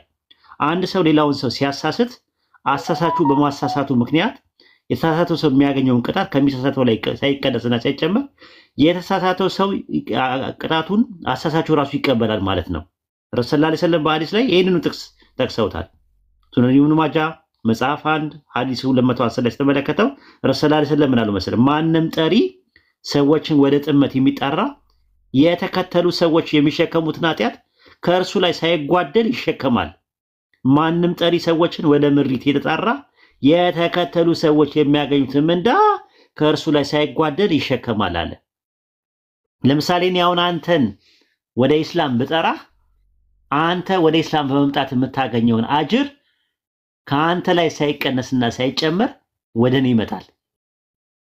እኔ አንተን አጅር አገኘዋለሁ። አላህ ይጠብቀንና የሆነ ሰው ደግሞ ወደ ክፉ ነገር ሰውን ለመምራት ቢጥር ክፉ የተመራው ሰውዬ የሚቀጣውን ቅጣት ሰውየውም ያሳሳተው ሰውዬ ቅጣቱን ይቀበላል። እሱ የሚቀበለውን ቅጣት ማለት ነው። ይሄ ነው የሐዲሱ መልእክት ማለት ነው። ኢብኑ ከሲርም ሱረቱ ነህል ምዕራፍ 19 ቁጥር 25 ላይ ያለውን ሲፈስረው በዚህ መልክና ልክ ነው ያስቀመጠው እንጂ ከአደም ኃጢአት ጋር እንትን የሚለው ነገር የለም። አንድ ሰው ሌላው ሰው ከመራ መሪው በመመራቱ ምክንያት ከተመራው ሰው የሚገኘው ምንዳ ይሸከማል ማለት ምንዳው የሚወርሰው ይጽድቅ ነው ማለት አይደለም። አይደለ? እዚህ ጋር ረሱል ሰለላሁ ዐለይሂ ወሰለም ምናሉ? አንድ ሰው ማንም ጠሪ ሰዎችን ወደ ምሪት ወደ መልካም ነገር የሚጠራ የተከተሉ ሰዎች የሚያገኙትን ምንዳ ከነርሱ ላይ ሳይጓደል ይሸከማል ተብሏል። ስለዚህ አሁን ማለት እንትንም መልካም ነገርም ምን ሊሆን ነው? ውርስ ሊሆን ነው ማለት ነው። ከማን ነው የሚወረሰው? የባቢሎን ደቀ መዝሙር በክርስትና የውርስ ኃጢአት የሚባለው ከማን ነው የሚወረሰው ተብሎ የሚመጣው? ያው ከአዳም ጄኔቲካሊ ማለት ነው። ከአዳም ጄኔቲካሊ ነው። ይሄ ግን እንደዛ አይደለማ። ይሄ ያጠመመው ሰው ካጠመመው ሰው ኃጢአት ላይ ይሸከማል ነው የተባለው። ለምን? ያጠመመው ሰው የሚቀጣውን ቅጣት እሱ የሚቀጣል ነው። ለምን? ሰበብ ሆኖታላ። ለምኑ? ለመጥመሙ። አንድ መልካም የሰራ ሰው ደግሞ ወደ መልካም የተጠራ ሰው ደግሞ መልካም የተጠራው ሰው የሚያገኘውን አጅር ከሱ ላይ ሳይቀንስና ሳይጨመር ወደሱ ይመጣለታል። ይሄ የሚመጣው ከየት ነው? ከዛ ከእንትን ላይ ነው፣ አየር ላይ ነው ያለው። የሚተላለፍም ነገር አይደለም። ራስ ስላሳሳትከው ያሳሳትከው ሰው በመሳሳቱ የሚቀጣውን ቅጣት አንተ በማሳሳትህ ትቀጣለህ ነው። ይሄ ነው መልእክቱ። ግልጽ ነው አቢቢ?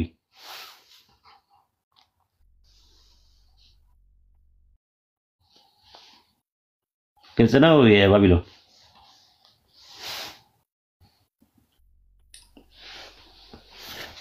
አለ እሰማለሁ። ባይዘው እኔ ጋር ነው ችግሩ። ይሰማል ኡስታዝ ይሰማል።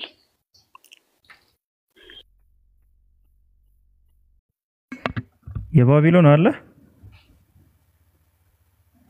የባቢሎን አይሰማም፣ ወጥቷል። ጲላጦስ ሲቀጥልና ሉጣኔ። እሺ ጲላጦስ አለ? አዎ አለኝ። ሰላም ነው፣ እንዴት ነው ኡስታዝ? ሰላም ነው አለ። የባቢሎን ተማሪዎች ናቸው። የቅድሙ የባቢሎን ነው ተማሪ ነው። አዎ የባቢሎን ደቀ መዝሙር ነው የሚለው። ኧረ አይደለም፣ ስሙ እንደዛ ነው የሚለው። የእናንተ አባል ነው። አንተ ስም ጠሪ ነህ ጲላጦስ? ስም ጠሪ ነህ አንተ? የእናንተ አባል ነው አይደለም ካለሽ ቀጥል ኡስታዝ። ቅድም ስታስተምር እየሰማሁኝ ነበርና ስራ ላይ ስለነበርኩ ነውና አላህ ይቀጣል በበጎ ስራቸው በመጥፎ ስራቸው ስትል ትንሽ ስራ ላይ ስለነበርኩ እቺ ቦታ ላይ በደንብ እንድታብራራልኝ ስለፈለኩኝ ነው። አላህ ይቀጣል? ቅድም ጃቢር የሚባል እየጠየቀህ ነበረ። በጥሩ ስራቸውም ይቀምሷታል በመጥፎ ስራቸውም ይቀምሷታል ስትል እቺ ቦታ ላይ የሆነች ጥያቄ ስለነበረብኝ ነው። በመልካም ስራ ይቀጧታል እንደዛ አላልኩም እኔ። እስኪ አብራራልኝ። እዛች ላይ የሆነ ጠይቀዋልና ስራ ላይ ስለነበርኩ እኮ በመልካም ስራ ይቀጣል አላልኩም። ከዘጠኙ ቀዳዳዎች በየትኛው ነው ያወራሁት እንደዛ ያልኩት? በመልካም ስራዎቻቸውም ይቀምሷታል በመጥፎ ስራዎቻቸውም ይቀምሷታል ስትል ስለሰማሁ ምናልባት የአፎ ለምታም ሊሆን ይችላል። ቆይ እስቲ አዳምጠዋለሁ ዩቲዩብ ላይ ስለሚለቀቅ። እሺ ምር እንደዛ ካልኩኝ ይገርማል። በመልካም ስራ ይቀጣሉ ይመነዳሉ ነው ያልኩት። ግን እንደዛ ካልኩኝ ዩቲዩብ ላይ አልተራራልኩ ማለት ነው። እስቲ አጠራለሁ ከዘጠኙ ቀዳዳዎች በየትኛው እንዳወራሁት ዩቲዩብ ላይ ስለሚለቀቅ ኢንሻአላህ ያያለሁ አዳምጠውና እንትለዋለሁ። ግን እንደዛ አስተካክለው እንደዛ በመልካም ስራቸው ይመነዳሉ በሚለው ያዘው። እሺ እቺን ቦታ ላይ ጥያቄ ስለፈጠረብኝ ለመስማት እና ለማጥፋት ለኩኝ ችግር የለውም እና አመሰግናለሁ። ምንም ችግር የለም። እሺ አመሰግናለሁ። ደህና ደሩ። ደህና ደር። የሰው ልጅ 9 ቀዳዳ ነው ያለው። 2 አይን 2 አፍንጫ 2 ጆሮ 1 አፍ እና ውሃ ክፍልና እህል ቦርዱ የሚባለው ማለት ነው። አጠቃላይ 9 ይሞላሉ ማለት ነው። እንደዛ ነው። ፒኬም የለበላውን ጸጉሩን ያከከ ነው። አንተም ይበቃልና ጀዛኩሙላሁ ኸይረን። ደክሞታል ቆይቷል ከገባ እንግዲህ ከዚህ በኋላ ተኝቼ እቸገራለሁ። ለሱ ቤት ትንሽ መቆየት አይቀርም። ኡስታዝ ግን ከደከመ ማረፍ ትችላለህ ኢንሻአላህ። እኔ ትላለሁ ኦልሞስት ጠዋትም እነሳለሁ ኢንሻአላህ። እንደዛ ነው የተርሞች ራሱ ታቃለ። ሰላም አለይኩም ወራህመቱላሂ ወበረካቱ። ኡስታዙና ወአለይኩም ሰላም ወራህመቱላሂ ወበረካቱ። በላያ አማን ናችሁ? እንዴት ናችሁ? ፒኬ ኡስታዝ ጀማል ሁላችሁንም ሰላም ብያለሁ። ኡስታዝ አማን ነው። አንድ ነገር ሰምቼ ወላሂ እረፍት ነሳኝ። አንተ የላከው ቪዲዮ ቅዱት ያልከው ቪዲዮ ነው እና ሰላም ስለነሳኝ እንዱ ብትደግሞ ብዬ ፈለኩ። ወላሂ እንደው ላስቸግርህና ሰለምቴዎችን ይነካል ብለህ የተናገርክበት አንድ ቪዲዮ ከነሳራዎቹ እኔ ሳልገባ በፊት አወራችሁበት?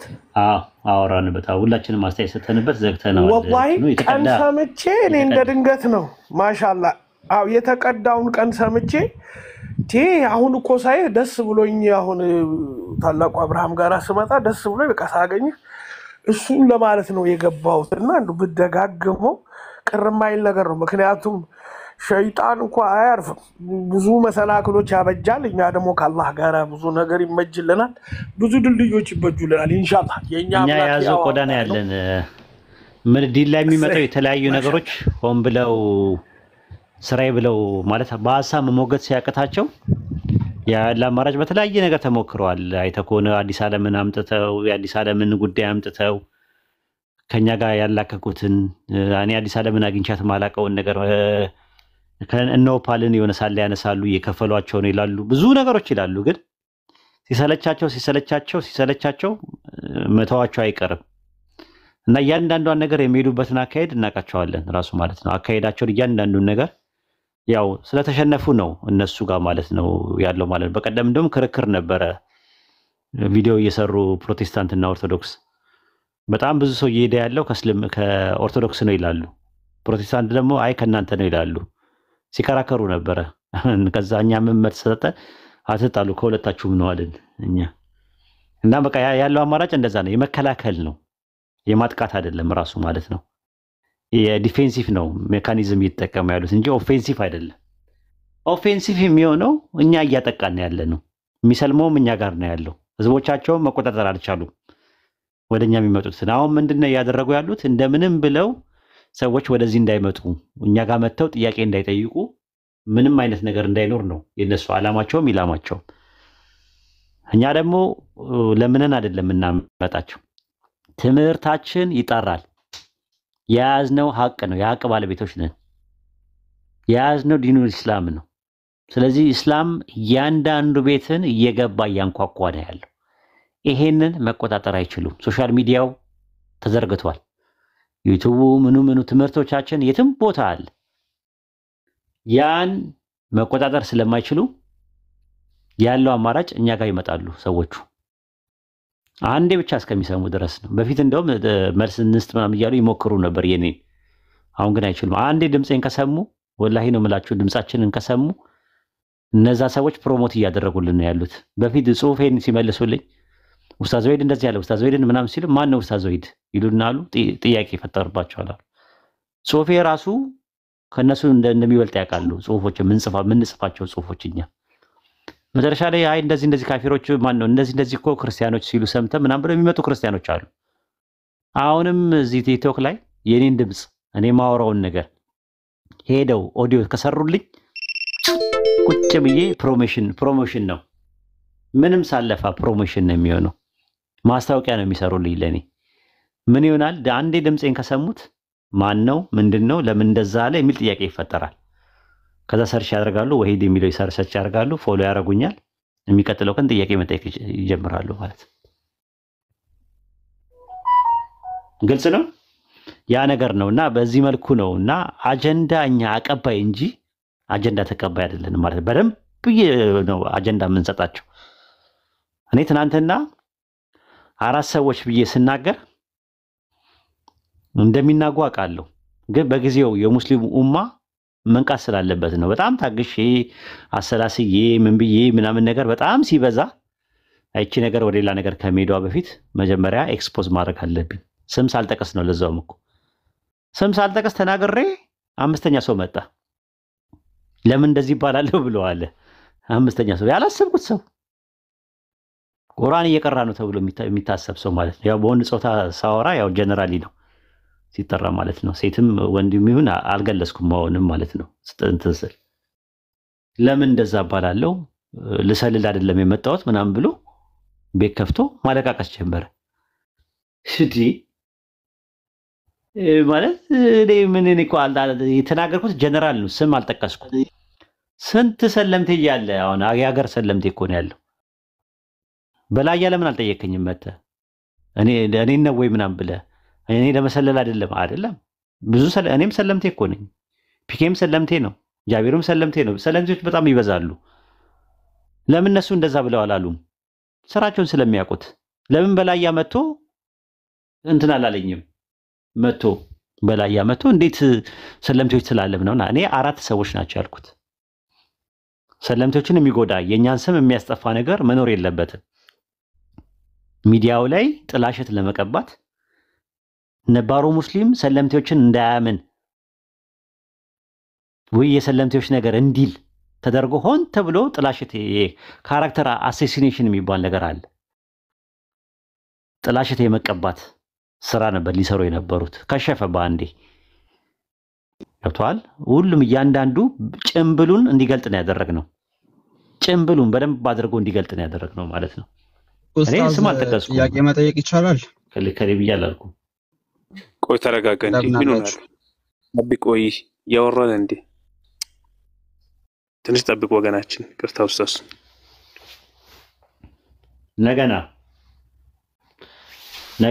ነገ ወይ ከነገ ወዲያ እና ጥያቄ መጠየቅ ትችላለህ። አሁን ጨርሰናል። ባለቀ ሰዓት ላይ ነው የመጣው። አውርዱት ታችሁ እና እንደዛ ነው። ከዛ አንፃር ነው ያው ጥሩ ነው።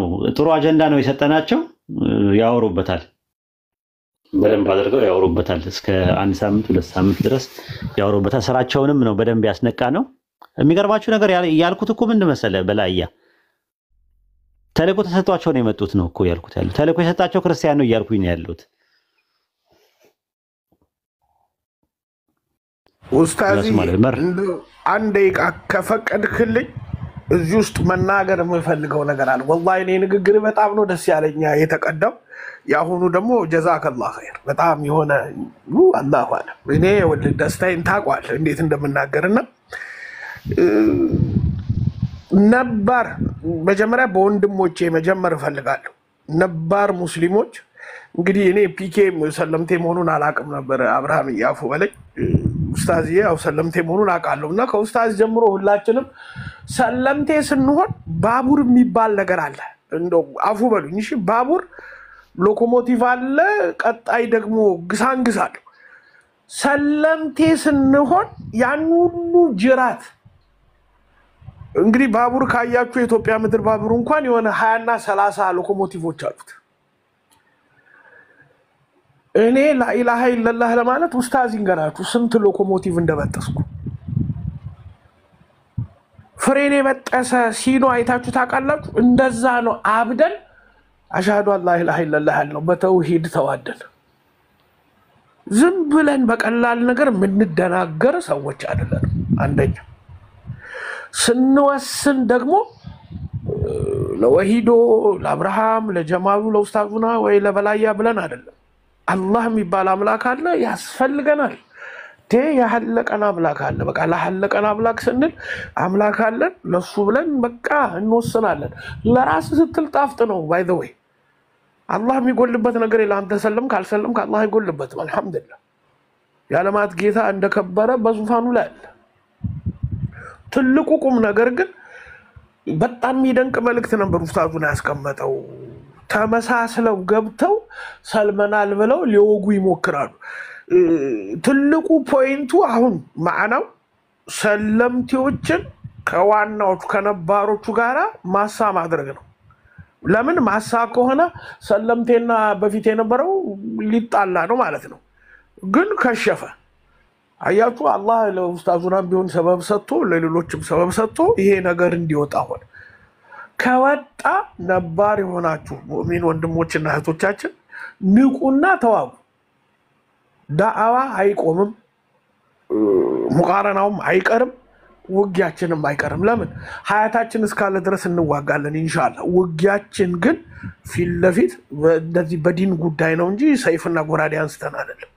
ስለዚህ አልሐምዱሊላህ ሂዳያውን ሰበብ ያበዛልን አምላክ አልሐምዱሊላህ ብለን እንቀጥላለን። አልሐምዱሊላህ ደግሞ ሰለምቴ ይላል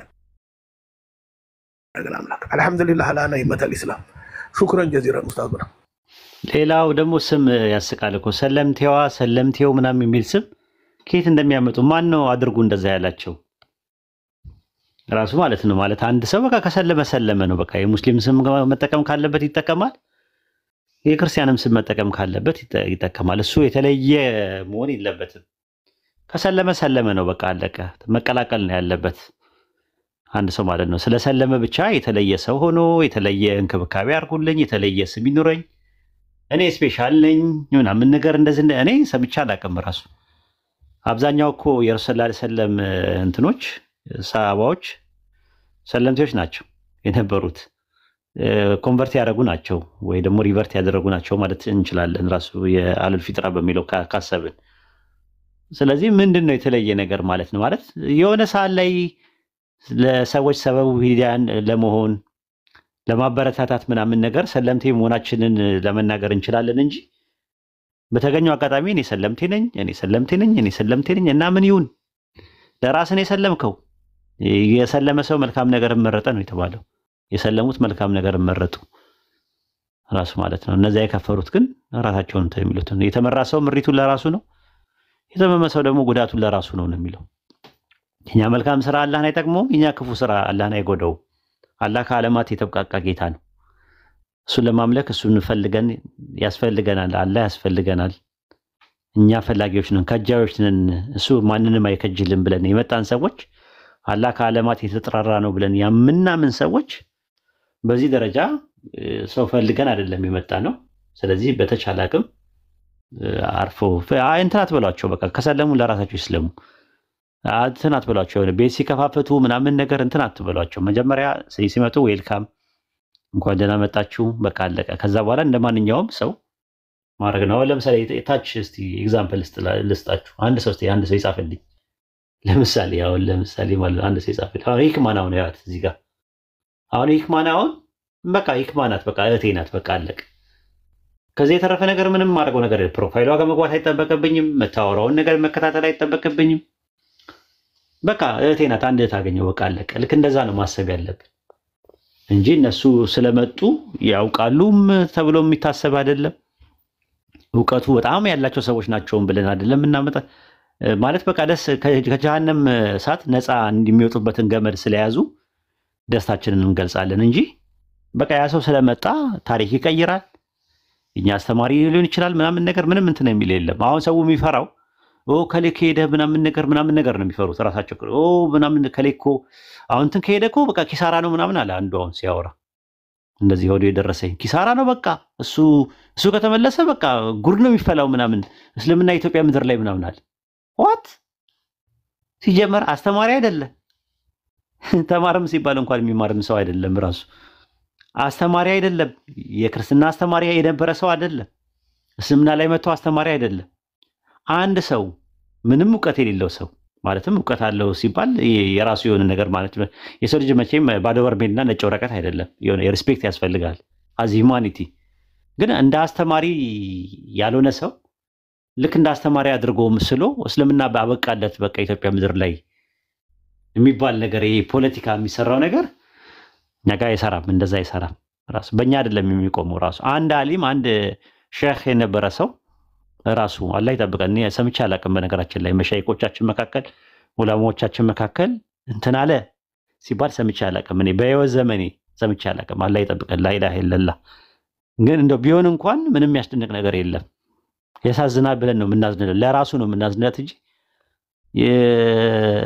ሰው ይዞ ይሄዳል ሰዎች ምናምን ነገር እስልምና ጋር እንደዛ የለም። ሲጀመር ሰው ብለን አይደለም እኛ እንትን የምንለው የምናመልከው ሰማይና ምድርን በመካከላቸው ያለውን የፈጠረ የዓለማቱን ጌታ አላህን ነው የምናመልከው።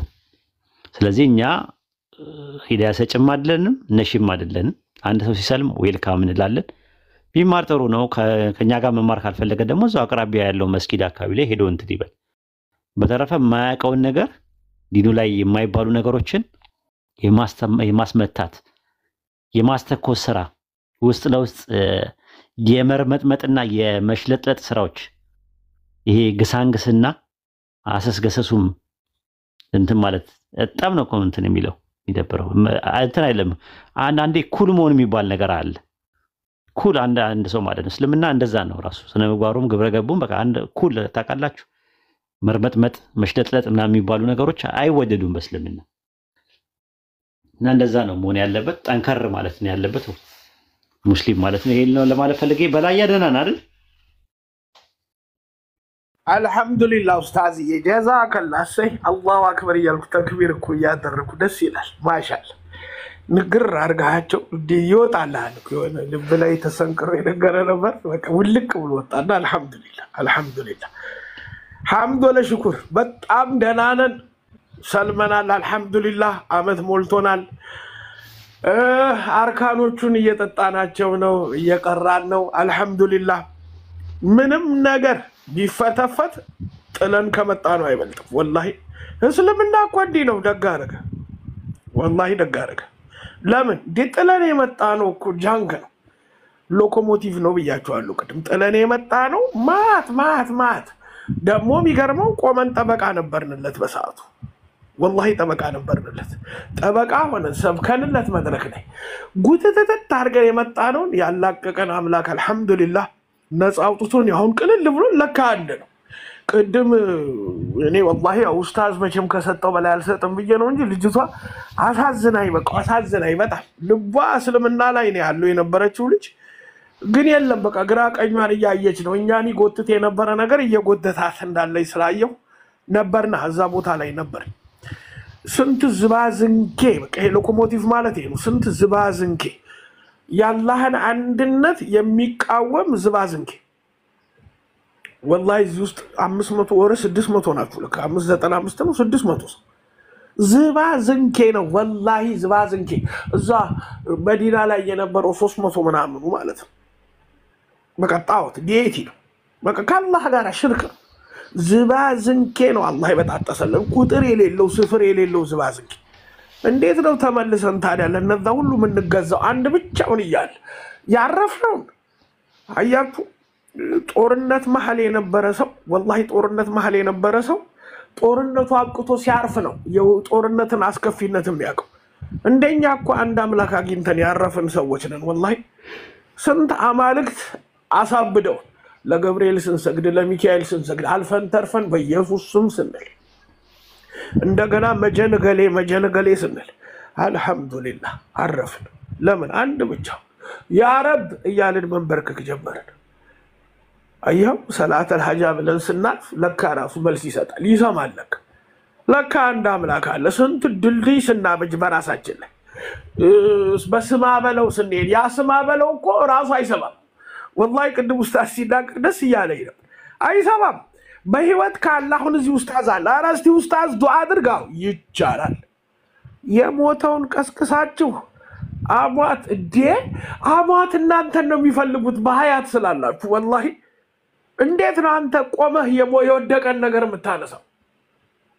እኔ ወላሂ እስካሁን መልስ ያላገኘሁበት ነገር ይሄ ነው። ኡስታዝ በሀያት ቆመህ አሟትን አግዘኝ ብለህ ትጠራለህ?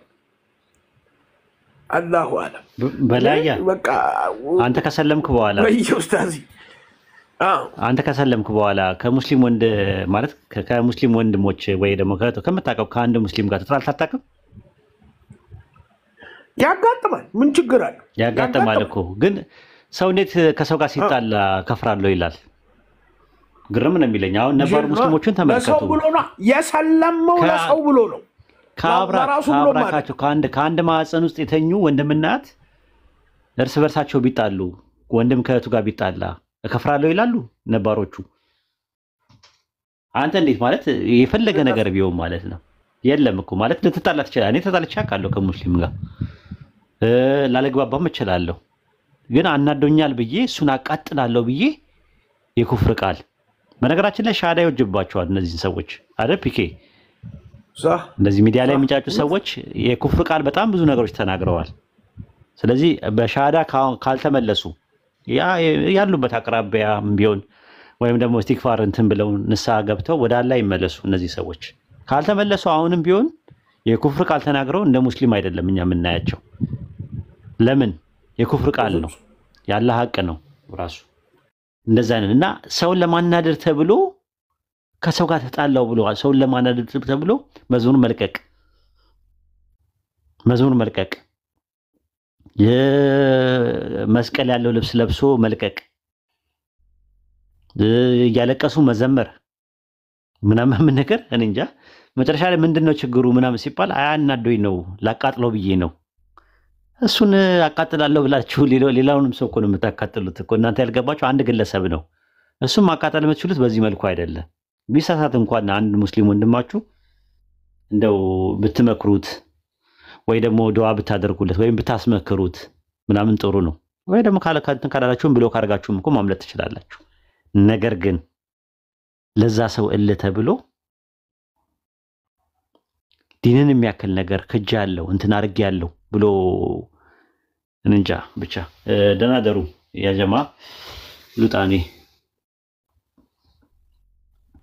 ማሻአላ ኡስታዝዬ የዳንክበትን ያመለጥክበትን ዋጋ ማይሰጠውን ልተምነው ማትችለውን ነገር ጥለህ ለሰው ብለህ እንዴት ነው ሐያት አይደል በሐያት ቀልድ አለ እንዴ በሐያት ቀልድ የለም ወላሂ በሐያት ቀልድ የለም መኖር ከፈለጋችሁ የራሳችሁ ህይወት በራሳችሁ እጅና በአላህ እጅ ነው ሌላ ቦታ የለም ለሰው ብለህ ሐያትህን ጀሃነም መቀቀል ከፈለክ መብት ነው ማንንም አያስገድድም ነገር ግን ላኢላሃ ኢላላህ ያልከው ለራስህ ነው ለራስሽ ነው ይሄንን አስተውሉበት ሁሌም ኢማናችሁ ከናንተ ጋር ከሌለ አላህ እናንተ ጋር የለም አላህ ከሌለ ደግሞ ጌጥ ስለዚህ የራሳችሁ ሐያት ለገሌ ብለ ፊዳ አታረገው ወላሂ ፊዳ አታረገው ማንንም ላንተ ፊዳ የሆነ የለም ንቃ አለዛ መሲህ የሆነ ተሰቅሎልኛል ብለ ነሳራዎቹ ጋራ ማጨብጨብ ይቻላል እኛ ከዛ ወተናል አልহামዱሊላህ ለእናንተም ሂዳውን ያብዛላችሁ ወሰላሙ አለይኩም ወራህመቱላሂ ወበረካቱ ወአለይኩም ሰላም ወራህመቱላሂ ወበረካቱ ሐቢቢ በላያ ከጊዜያት በኋላ ተመለሰ መጣ ድምጽን ሰማሁት ምን ከጊዜያት አመት ሆነ መሰለኝ እንጂ እሺ አለው እኮ ሐቢቢ ኡስታዝ ወሂድ ቤት ብቻ ነው መገባው ለዚህ ነው አፉ በለኝ እሺ ሁላችሁም እንደው ጠፋ ያላችሁ አፉ በል والله እኔ ካለ ኡስታዝ ወሂድ ቤት አልጋው ለምመሰላችሁ ስተት ያየው ነው ፒኬ እንኳን ከፈትከ አንተ ደግሞ ደስ ይላል ድምጽ ራሱ የተረጋጋ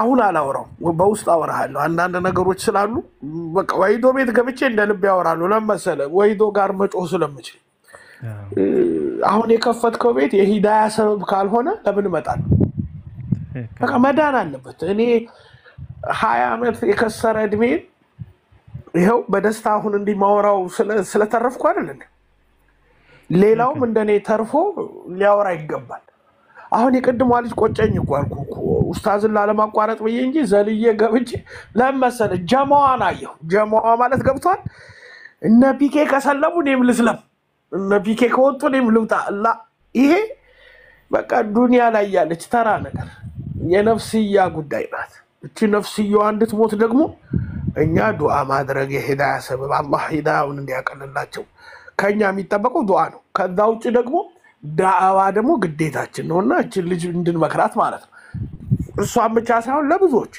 አሁንም ስለምወዳችሁ አላህ ሰበብ ያርጋችሁ ወገኖች እናንተ ጎበዞች ናችሁ በርቱ አላህ ሰበብ ያርጋችሁ እንዳንተ ያሉ ብዙዎች አላህ ያፍራልን ወሰላሙ አለይኩም ወአለይኩም ሰላም ወራህመቱላሂ ወበረካቱ በላያ ጀዛከላህ አትጥፋ ብቅ በል ያው እኔም ኡስታዝ ቤት ገስት ላይ ያልወጣም እንጂ ታች እርመጠመጣለሁ ሁሌም ያው ቀን ላይ ብዙ ጊዜ ማውራትም ስለማልችል ከዛ አንፃር ነው ከታች ያላችሁ ይሄንን አፕሊኬሽን በተደጋጋሚ ጠይቃችሁኛል ብዙ ፕሮሰስ አለው አፕሊኬሽኑ ማለት ነው እዚህ ጋር የምታዩት ነው ወህይ ይላል ቆይ አንዴ ዙም ኢን ላድርግላችሁና እዩት እዚህ ጋር የምታዩት ወህይ የሚለው ነው እዚህ ጋር ያለው ማለት WAHY ወህይ የሚለው ነው ግን ስትገቡ ልክ እንደዚህ አይደለም ማለት ብዙ ነገሮች ይፈልጋል ለምሳሌ ቆይ ላሳያችሁ እሺ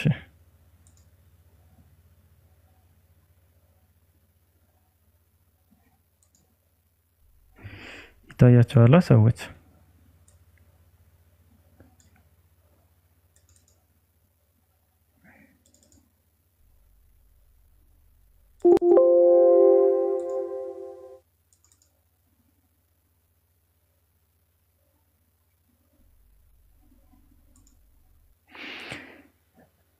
እሺ የሚታያችሁ ከሆነ አንዴ ላሳያችሁና ይህንን ስትነኩት ላይክ መጀመሪያ እንዴት መሰላችሁ የሚመጣ ባክ ብለውን ቀጥታ ሊያስወጣኝ ነው። አዎ ለማንኛውም የእንግሊዘኛ ተፍሲር ነው መጀመሪያ ላይ የሚመጣላችሁ ማለት ትርጓሜው ማለት ነው። ብዙ ነገር አለው ዓለም ላይ ያሉ ትራንስሌሽኖችን በሙሉ መጠቀም ትችላላችሁ። እዚች ታች ላይ የመጽሐፍ ምልክት አለች። እዚች ታች ማውዙ የሚንቀሳቀስበት ቦታ እሱ ይሄ ሙሉ ማውጫው ነው። እና እቺን መኪና መደኒ የሆኑ ምዕራፎችንም ያስቀምጥላችኋል። ለምሳሌ ሱረቱል ፋቲሃ መኪይ ነው። መኪይ ማለት በመካ የወረደ ማለት ነው።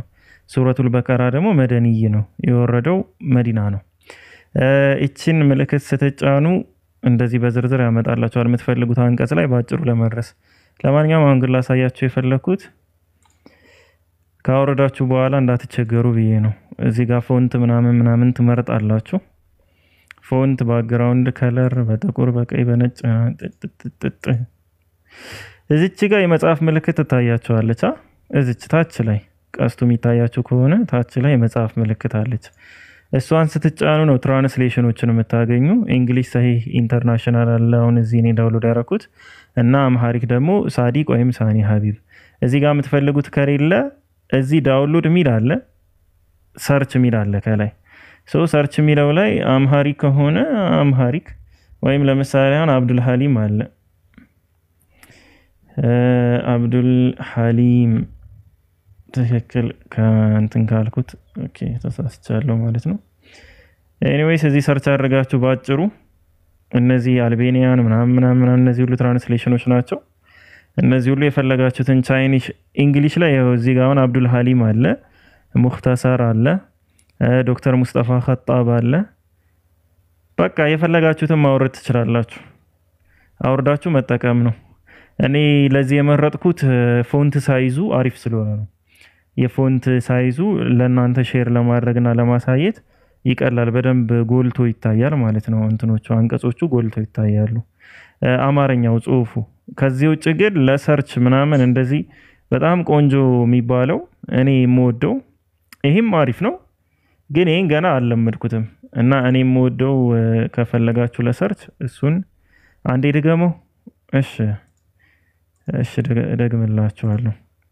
ይሄው ከአፕሊኬሽን ወጣችሁ። እኔ የምወደው ያልኳችሁ የኛው ነው፣ አምሃሪክ ቁርአን የሚለው እዚህ ጋር ያለው እላይ ያለው አምሃሪክ ቁርአን የሚል በእንግሊዘኛ ማለት ነው።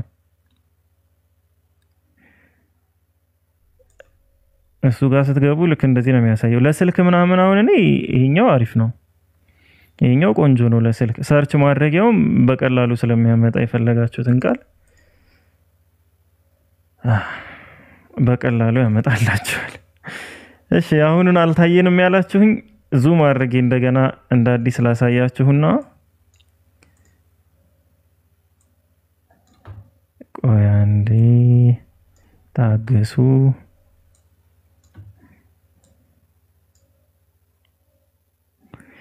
አሁን እቺ ወሂ የምትለው አትታያችሁም? ምእመናን እቺ ጋር ወሂ የምትላለች ወሂ። አዎ ከታች ጽፎላችኋል ወሂ የሚለው ማለት ነው። እሱን ነው አፕሊኬሽኑ፣ እሱ ነው። አጠቃቀሙ ደግሞ ገና ስትከፍቱት ያው እንደ መጀመሪያ የሆነ ነገር ሊኖረው ይችላል፣ ወይም ምዕራፎቹ ላይ ሊያመጣላችሁ ይችላል አጠቃቀሙ ማለት ነው። አሁን እዚህ ተከፍቶ የነበረው ነው በንፍቅና ምሳሌያቸው ምናምን። ከገባችሁ በኋላ ግን ትልቁ ነገሩ ትራንስሌሽን መፈለግ ነው፣ ትርጓሜ መፈለግ ማለት ነው። አዎ ፕሌይ ስቶር ላይ ያለ ይመስለኛል። ትርጓሜ የምትፈልጉ እዚች ዳር ላይ አረንጓዴ ምልክት ያላት ቀስቷ የኔ ቀስት አለ፣ ማውዙ በማውዙ እያሳየዋችሁ ነውና ኮርነር ላይ አረንጓዴ ምልክት ያላት አለች። እሷን ነው የምትነኳት። ልክ ስትነኩ ያው ትራንስሌሽንስ ይላል። እንግሊሽ ትራንስሌሽን ሰሂህ ኢንተርናሽናል የሚለው የራሱ መሰለኝ፣ እኔ ሳወርዶት እዛ አይለኝም። አምሃሪክ አማርኛ የሚለው ላይ ደግሞ እዚች ነው ሰርች የምታደርጉ፣ ወይ እዚህ ዘቡክስ የሚልም አለ። አሁን እዚች ጋር ሰርች ምልክት አለ ከላይ ኮርነር ላይ ስታወጡት ታይቷላችሁና ሰርች ምልክት፣ ወይም ከጎን ዳውንሎድ የሚል አለ። ዳውንሎድ የሚለው ላይ ስትገቡ በአልፋቤት ነው የሚያስቀምጥላችሁ፣ ግን አምሃሪኩን አታገኙትም። እኔ አሁን የሌለ መስሎ ይትቸው ምናምን ነው ከስንት ጊዜ በኋላ የተመለስኩ ወደዚህ አፕ እና አምሃሪኩን መጀመሪያ ላይ አታገኙትም አልቤኒያን ምናምን ሚል ነው የሚመጣ ስለዚህ እዚህ ላይ ሰርች ታደርጉታላችሁ ሰርቹ ላይ አምሃሪክ ብላችሁ ስትጽፉ በቀጥታ ታገኙታላችሁ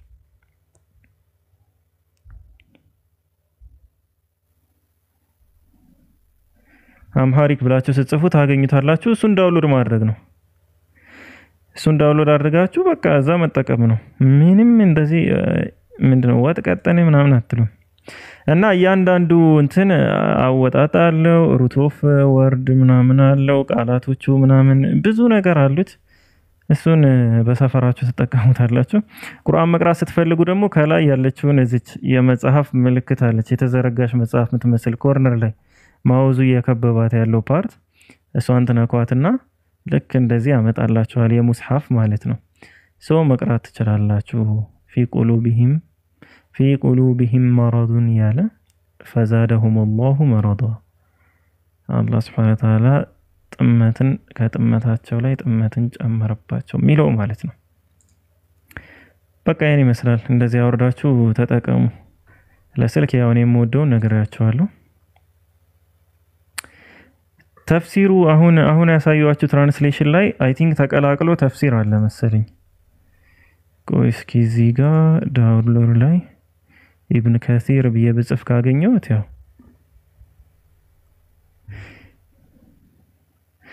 ተፍሲር ኢብን ከሲር ኡርዱ ኢንዶኔዥያ ይላል ቤንጋሊ ይላል እንግሊዘኛው የለም እሺ ተፍሲር ከሆነ ደግሞ የምትፈልጉት ግሪን ታች ቁርአን ይላል አሁን ግሪን ታች ቁርአን እዚህ ጋር ወጥቼ ላሳያችሁ ደግሞ እሱን ወይኔ እናንተ ሰዎች ምንድነው ግን ይሻላችሁ ለግሪን ታች ቁርአን የሚለው እሱን እሺ ዙም አድርጌ አንዴ ላሳያችሁ እሱ እዚች ላይ አልቁርአን ምትላለች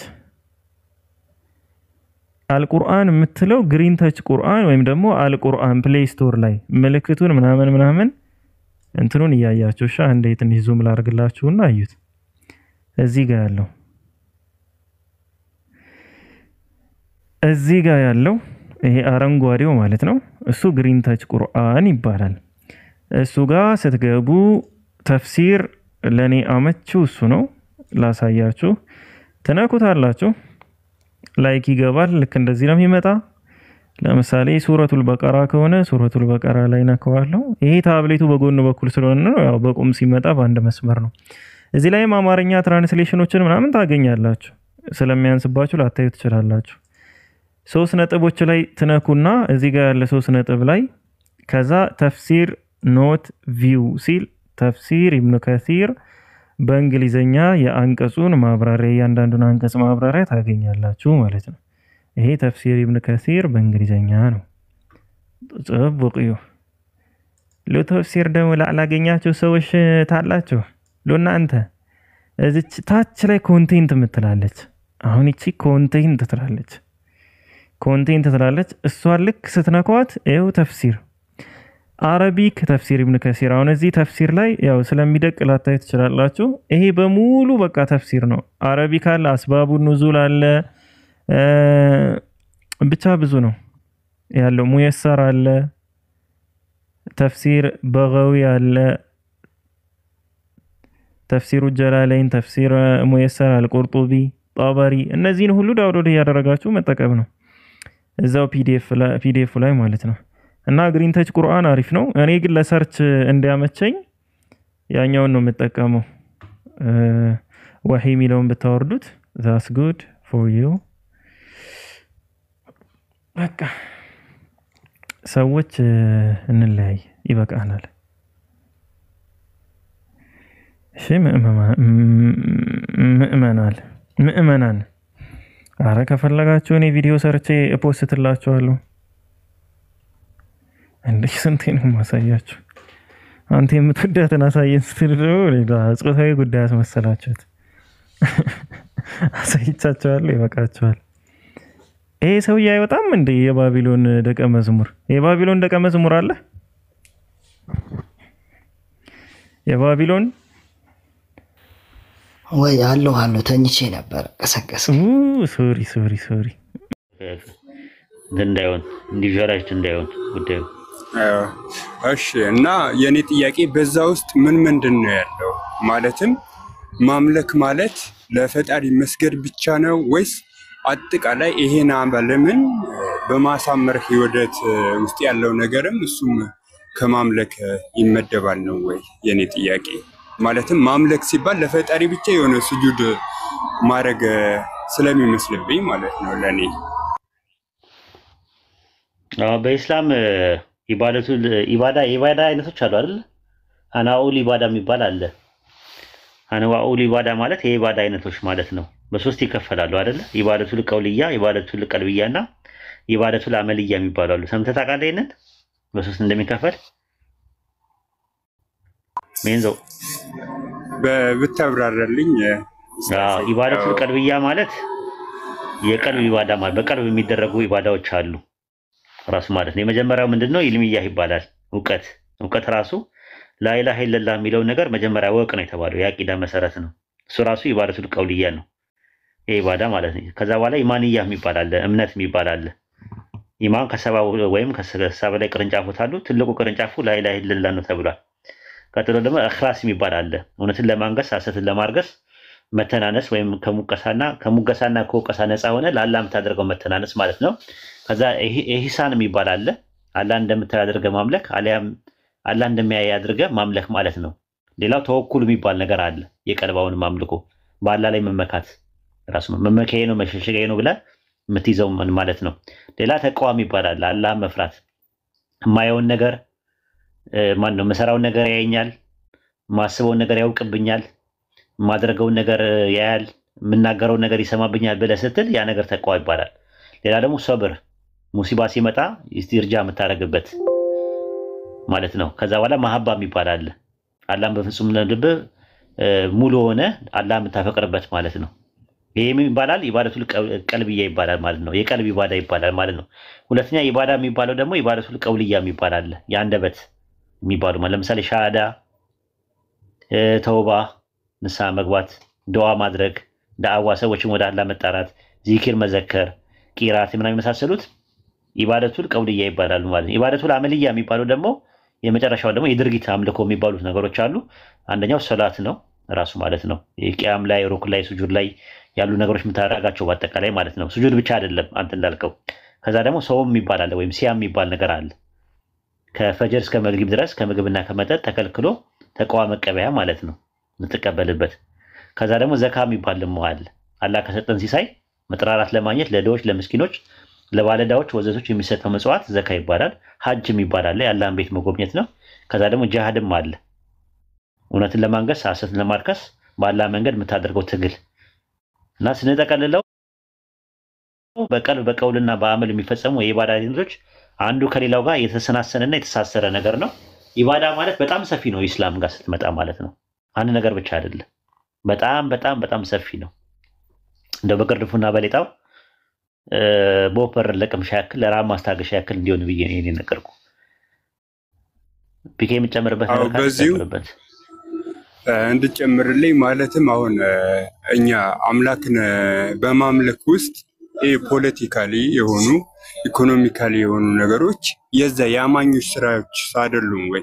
ያ አምላክን ለመገዛት ነው የተፈጠረ ነው ስንል እነዚህ ነገሮች የሉም በውስጡ። በዚህ ብታብራራልኝ። ዲኑል ኢስላም አጠቃላይ ዘይቤ ነው። ራሱ ስፒሪቹዋል የሆነ ነገር አለው፣ ሶሻል ነገር አለው፣ ኢኮኖሚካል ነገር አለው፣ ፖለቲካል አለው። ስፒሪቹዋል ነው ሲባል ምን ማለት ነው ሲባል ከአላህ ጋር ያለ ግንኙነት በዚክር በዱዓ በሰላት በምናምን ነገር ከአላህ ጋር የምትገናኘው ነገር ምን ይባላል? ስፒሪቹዋል ይባላል። መንፈሳዊ ነገር ነው። ከዛ ደግሞ ማህበራዊ እሴቶች አሉት። ራሱ ከሰው ጋር የምትገናኝበት በአህላቅ የሚባለው ነገር ከሰዎች ጋር እንዴት ነው የምትግባቦት የምትፈጥረው፣ መደማመጥ፣ መታገስ ምናምን የመሳሰሉ ነገሮች፣ ሰው ማክበር፣ ሬስፔክት መስጠት ምናምን የመሳሰሉ ነገሮች ኢስላም ያስተምራል። ሶስተኛው ደግሞ ምንድነው? የኢኮኖሚካል ሴቲንግ እና ፕሎቶች አሉት። ለምሳሌ ከሪባ ጋር የተያያዙ ነገሮች፣ መጥፎ ነገሮች፣ የሪባ እንደነ ቁማር ያሉ ነገሮች፣ ማጭበርበር፣ ቺት ማድረግ ምናምን የመሳሰሉ ነገሮች የተከለከሉ ናቸው። ንግድ ይፈቀዳል። ሙዳረባ ምንድነው የሚባለው? ሙዳረባ፣ ሙሻረካ ምናምን የሚባሉ ነገሮች አሉ። ኢኮኖሚካሊ ያሉ ነገሮች ማለት ነው። ከንግድ ጋር የተያያዙ ነገሮች አሉ ራሱ ማለት ነው። ኢኮኖሚካል ሴቲንግ እና ፕሎት አለው። አራተኛውና የመጨረሻው ደግሞ ፖለቲካል ሴቲንግ አለው። ፖለቲካ ማለት የአስተዳደር ጥበብ ማለት ነው። ስነ መንግስት ጥናት ከቤተሰብ ጀምሮ በሎካል ደረጃ በናሽናል ደረጃና በኢንተርናሽናል ደረጃ እንዴት አመራሮች እንደሚቀባው የትኛውን ፎርም ኦፍ ገቨርንመንት የሚያስፈልገው የሚለው ነገር የሚያጠና ነው። እኛው የምንቀበለው ቴዎክራሲ ነው። ዲሞክራሲያ እንቀበልም እኛ። ዲሞክራሲያና ቴዎክራሲያ የሚባሉ ነገሮች አሉ። ግን ዓለም ላይ ያለው ዲሞክራሲ ሲስተም ነው። ምን ማለት ነው ዲሞክራሲና ቴዎክራሲ ከተባላችሁ? ዲሞክራሲ ማለት ዴሞስ ማለት ህዝብ ማለት ነው። ክራቶስ ማለት አገዛዝ ማለት ነው። ሰዎች በጅምላ ተሰብስበው ህገ መንግስት አርቅቀው ትክክልም ላይሆኑ ይችላሉ እኮ በዛ የሚመራበት ምን ይባላል? ዲሞክራሲ ይባላል። የክልል ምክር ቤትና የተወካዮች ምክር ቤት ውስጥ ሀሳብ የሚቀርበው የሰዎች ሀሳብ ነው የሚመጣውና ሀሳብ ህገ መንግስቱ ኮንስቲቱሽኑ እሱ ነው ማለት ነው። በእኛ በኢስላም ግን ቴዎክራሲ ነው የምንቀበለው። ቴዎስ ማለት አምላክ ማለት ነው። ክራቶስ ማለት አገዛዝ ማለት ነው። የአምላክ አገዛዝ ነው የምንቀበለው። ህገ መንግስቱ ኮንስቲቱሽኑ ቁርአንና ሐዲስ ነው የኛ መመሪያችን ማለት ነው።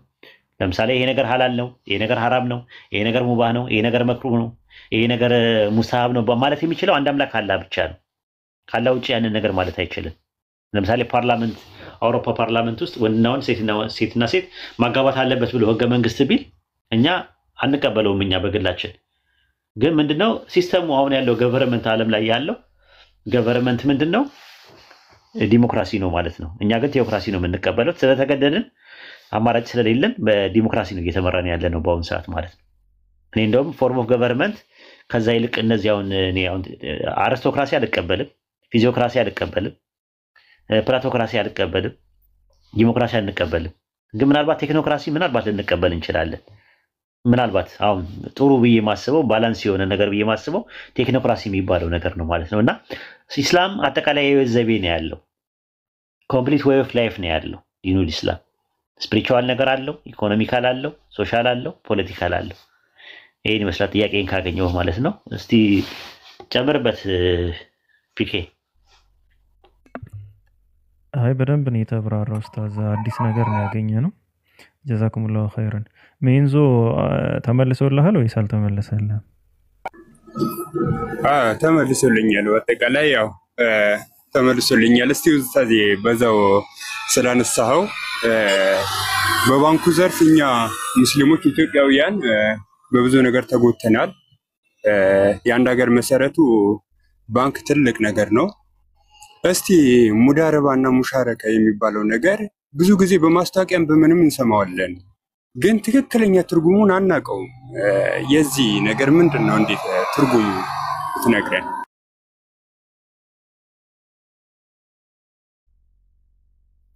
አንተና የኢኮኖሚካል እንትኖች ናቸው ያሉት። ይሄ ነገር በአሁኑ ሰዓት ላይ ኤክስኪውዝ የለውም። ራሱ ሂጅራም አለ ዘምዘምም አለ።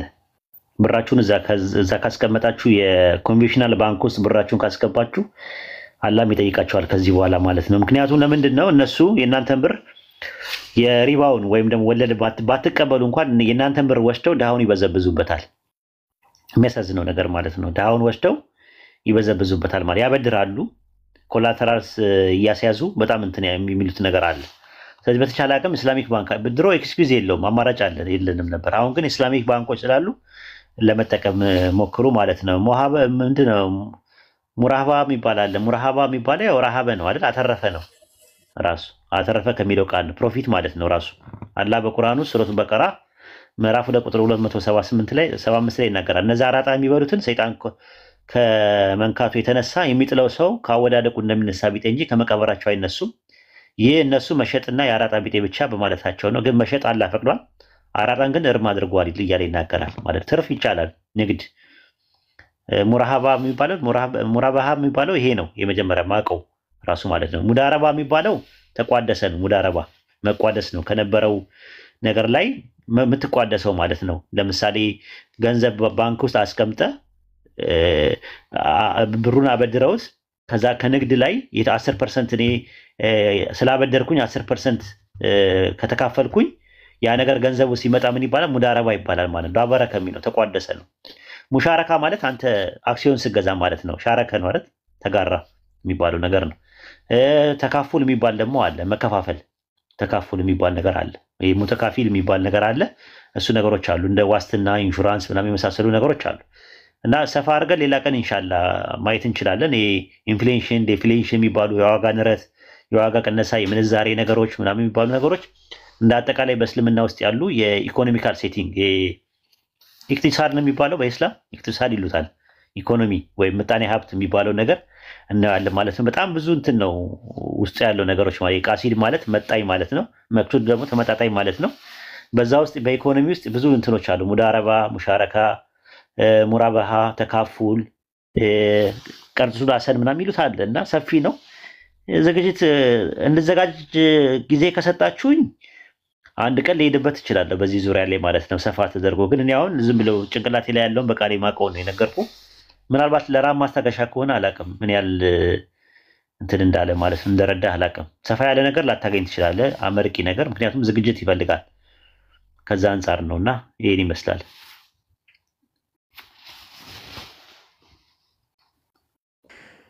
ጀዛከላህ ኡስታዝ። ጥያቄ ያለው አንድ ቁጥር ይጻፍ ከታች። ጥያቄ ያለው አንድ ቁጥር ይጻፍ። ኢንሻአላህ የሆነ ቀን ሰፋ አድርገህ ትሄድበታለህ፣ እንሰማለን። አሁን እኔ አእምሮዬ ተወጫብሮ ነው የቀረ። ስለዚህ እስኪ ስሞቹ ምናምን ሁሉም አዲስ ናቸው ለኔና አዎ በጣም እንትን ናቸው። ሙአመላ፣ ሙዳረባ፣ ሙሻረካ፣ ሙራባሃ፣ ተካፉል፣ ቀርዱል ሐሰን ምናምን ይባላሉ አሉ። ራሱ ኢኮኖሚ በራሱ ኢክቲሳድ ነው ምናምን ይሉታል። ራሱ ኢክቲሳድ ማለት ኢኮኖሚ ማለት ነው፣ ራሱ ምጣኔ ሀብት ማለት ነው። እና በውስጡ በጣም እንትን ናቸው፣ ሰፊ ነው። እስልምና ላይ ያሉ ትምህርቶች በጣም ሰፊ ናቸው የኛው። ለዛ ነው እስልምና አጠቃላይ ዘይቤ ነው የምንለው። አሁን እኛ የምናውቀው ስፒሪቹዋሉን ነው፣ ሰላቱን፣ ዘካውን፣ ማነው ሰላቱን፣ ጾሙን ምናምን ካላህ ጋር ያለው ዱዓ ማድረግ ምናምን ነው። እሱ ይሄ መንፈሳዊ ሴቲንግ ነው። ማህበራዊ ሴቲንግ ደግሞ ከሰው ጋር ስትኖር አህላቁን እያንዳንዱ ነገሮች ከሰዎች ጋር ስታወራ እንዴት ማውራት አለብህ ምናምን የሚለው ነገር በደንብ ትምህርቱ አለ። ኢኮኖሚካል ደግሞ እንደዚህ አይነት ትምህርቶች አሉት ራሱ። ሙሻረካ የሚባል አለ፣ ሙዳረባ አለ፣ ሙአመላ የሚባል አለ፣ ሙራባሃ የሚባል አለ፣ ተካፉል አለ፣ ቀርዱል ሐሰን የሚባል ነገር አለ። በጣም ሰፊ ነው ራሱ ትምህርቱ። አዋይ በጣም ሰፊ ነው። ኢንሻአላህ ጊዜ ይደርሳል። ሜንዞ ሲያሳ የሚባል ታውቃለህ? አላውቅም። ሲያሳ ማለት ፖለቲካ ማለት ነው። ስነ መንግስት ጥናት ራሱ መስልምና ሲያሳ የሚባል አለ ራሱ አራተኛው እሱ ነው ሲያሳ። ኡስታዝ ወላሂ በጣም አመሰግናለሁ። ትልቅ ነገር ነው የመለስከልኝ። ብዙ ጊዜ የድሮ የጥርስ ሕክምና ማስታወቂያ ነው የሚሆኑብን። እንደዚህ ሙዳረባ ሙሻረካ ሲባል ትርጉሙን አናውቀውም። ለምሳሌ እኔ የሚገርመው ኡስታዝ ስደት ላይ ነኝ ያለሁት። ከጓደኞቼ ጋር ተለይቼ የተሰደድኩበት ምክንያት ባንክ 1 ለ5 መደራጀት ተብሎ ብድር ሲሰጥ እኔ ወለድ እንዳለበት ሳቅ በቃ ወጣሁኝ። እነሱ ትልቅ ቦታ ደረሱ፣ እኔ ስደት ወጣሁኝ። ስለዚህ ይሄ ነገር ሙስሊሙ ማህበረሰብ ማወቅ አለበት በሚል ነው። ትልቅ ዝግጅትም ይጠይቃል መሰለኝ ይሄ ነገር። አክሲዮን ግዙ። አሁን ለምሳሌ ሂጅራ ባለፈው አውጥቶ ነበር ሂጅራ ማለት ነው። ዘምዘምና ሂጅራ ደግሞ ኢንሻአላህ ዱዓ አድርጉ አንድ ሊሆኑ ይችላሉ። አንድ ላይ ከመጡ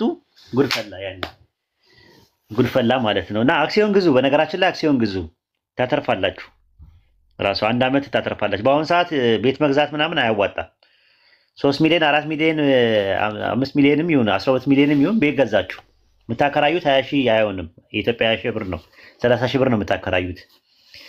የዛሬ 30 ዓመት 40 ዓመት ነው ራሱ የምትመልሱት የገዛችሁበትን ብር ማለት ነው። አክሲዮን ግን ከሆነ ግን ሂጅራ አለ፣ ዘምዘም አለ፣ ምናምን አለ። ግዙና በአመት ውስጥ ራሱ ለምሳሌ ከ500 ሺህ ጀምሮ አለ ራሱ 500 ሺህ አለ፣ 100 ሺህ አለ፣ ኢቭን 15 ሺህ ራሱ ነበረ አሁን ባለፈው ለምሳሌ ማለት ነው። አክሲዮን ማለት ነው። አክሲዮን ከገዛችሁ ከዛ በኋላ ከዛ ውስጥ ታተርፋላችሁ ማለት ነው። በአመቱ አመት ሲሞላው በጣም ታተርፋላችሁ ማለት ሰውንም ትጠቀማላችሁ ማለት ነው። ራሱ ምንድነው ኢስላሚክ ባንክ ምንድነው የሚለውን ደግሞ በደንብ ኮንሴፕቱን ደግሞ በደንብ ያዙ። ባለሙያ ላስመጣላችሁ ከፈለጋችሁ ራሱ ማለት ነው። ኡስማን አለ አሁን ለምሳሌ ዘምዘም ቦርድ አባል በጣም እውቀት ያለው ማለት ነው። ማስተርሱን በዛ ነው የሰራው እና ጋብዘዋለሁ ከፈለጋችሁ እዚያም ትቼ ራሱ ማለት ነው። የቢዝነስ ደርሳለ አይ እንድትጠቀሙ ነው። እኔ ለምሳሌ እንትን አይደለሁም እንደማንኛውም ሰው ተራ አባል ነኝ የዘምዘምም የሂጅራም። ለምን ግዴታ ነው በቃ አሁን አማራጭ የለንም ራሱ። ስለዚህ በተቻለ አቅም እንትን በሉ ተነጋገሩ ራሳችሁ። አይ ካላችሁ ደግሞ የራሳችሁን ባንክ ክፈቱ፣ ራሳችሁ ከፍታችሁ ማለት ነው። እንደዚህ አራጣ ውስጥ ከምትገቡ ማለት ነው፣ ሐራም ነገር ውስጥ ከምትገቡ። ኮንቬንሽናል ባንክ በአሁን ሰዓት ከባድ ነው ምንም እንትን የላችሁ ማለት ነው። አዎ አይ በባለሙያማ ግድ ይላል። የሆነ ምን እንሰራራበት መንገድማ ኡስማንን ልጋብዝላችሁ ከፈለጋችሁ ኢንሻአላህ ኡስማንን ልጋብዝላችሁና ባለሙያ ነው በማስተርስ አለው በዛ ዙሪያ ላይ የዘምዘም የቦርድ አባል ነው ፕሮፌሽናሊ ማለት ነው። ፕሮፌሽናል የሆኑ ሰዎች ነው እንደዚህ አይነት ነገር ማውራት ያለባቸው። አዎ ያው ሁሉም ፕሮፌሽን ስላለው ኢንሻአላህ ደስ ይለኛል እኔ ያሉትን ነገሮች ምናምን ብንረዳ። ጥያቄ ያላችሁ ሙስሊሞች አንድ ቁጥር ጻፉ። ክርስቲያኖች ካላችሁ ቅድሚያ እንሰጣለን። እንግዲህ ዛሬ ክፍት ሰዓት ተሰጥቷችኋል። የላችሁም አክሲዮን ማለት ምን ማለት ነው የሚል ጥያቄ ተጠይቋል። አረ ይሄንማ ራሳችሁ ናችሁ መመለስ ያለባችሁ። እንዴ አክሲዮን ከጠፋችሁማ በቃ እንትን ነው።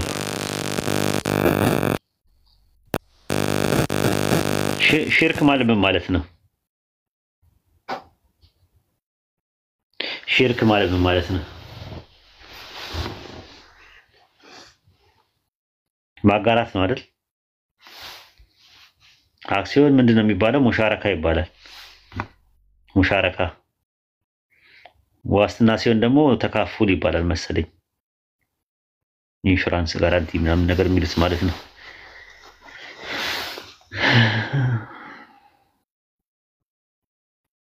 ባላ ላይ ማጋራት ይላል። ሙሳ ስለ ወንድሙ ሲናገር ነገሬን አጋራልኝ ሲለው ምን ማለት ነው? አጋራልኝ ማጋራት ማለት እኮ በአንድ አፍ እንዳትበላ ማለት። እኔና ፒኬ የጋራ ነገራችን ምንድነው? የጋራ ነገራችን ምንድነው? እስቲ ንገሩኝ። ኦንቶሎጂካሊ የጋራ ነገራችን ምንድነው? ኦንቶሎጂካል በባህሪ ደረጃ በምንነት ምንድነን? ሁለታችን ሰው ጎበዞች ተጋርቶኛል እንጋራለን ማለት ነው። በስላሴም ደግሞ አብ ወልድ መንፈስ ቅዱስ የሚጋሩት ምንድነው? ምንን ነው የሚጋሩት? አንድ በእነሱ ትምህርት ኦንቶሎጂካሊ የሚጋሩት ምንን ነው? ምንን ነው የሚጋሩት? የጋራ ነገራቸው ምንድነው? አምላክን ይጋሩታል ለሶስት ማለት ነው። ያሻርካሉ። ለዛ እኮ ነው ሙሽሪኮች ናቸው የምንለው እኛ። ሙሽሪኮች ናቸው የምንለው እዛ ነው። የሚጋራ ካለ እነሱ አጋሪዎች ናቸው። ተጋሪ ደግሞ ማን ነው? እንትን ነው። በነገራችን ላይ የሚያመልኩት አምላክ ተጋሪ ያለው አምላክ ነው ራሱ ማለት ነው። አምላክ እኩያ ያለው ብላችሁ ጠይቋቸው በቀላሉ የለውም ይሏቸዋል። አምላክ እኩያ የለውም? አዎ አምላክ ከሁሉ በላይ ነው አይደል? እኩያ የለውም አይደል? ስታቸው አዎ። ስለዚህ አብ አምላክ ነው ብላችሁ ጠይቋቸው አዎ ይሏቸዋል። እኩያ ያለው ስትሏቸው አዎ ይሏቸዋል ተመልሰው። እኩያ ያለው ማለት እኩያ ያለው አምላክ አለ። ማን ነው እሱ? እኩያ ያለው አምላክ ማን ነው? በክርስትና እኩያ ያለው አምላክ ማን ነው? ወልድና መንፈስ ቅዱስ የሚባሉ እኩያ ያሉት አምላክ ማን ነው? አብ ነው። አብ የሚባል አምላክ ወልድና መንፈስ ቅዱስ የሚባል እኩዮች አሉት። ስለዚህ አምላክ እኩያ አለው ወይስ የለውም? በክርስትና አለው፣ በእኛ የለውም። ከሁሉ በላይ ነው አላህ እኩያ የለውም።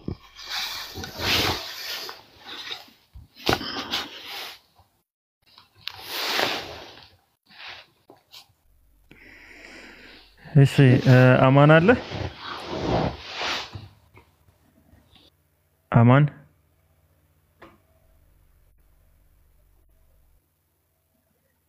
አማን አለ?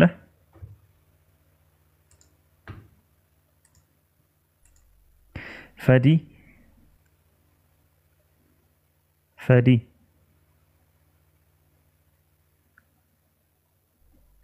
እሺ ኮሜንት ላይ ጥያቄ አንቀበልም። እሺ ኮሜንት ጥያቄ የምትጽፉ ሰዎች ፈዲ አለ? ወአለይኩም ሰላም ወራህመቱላሂ ወበረካቱ።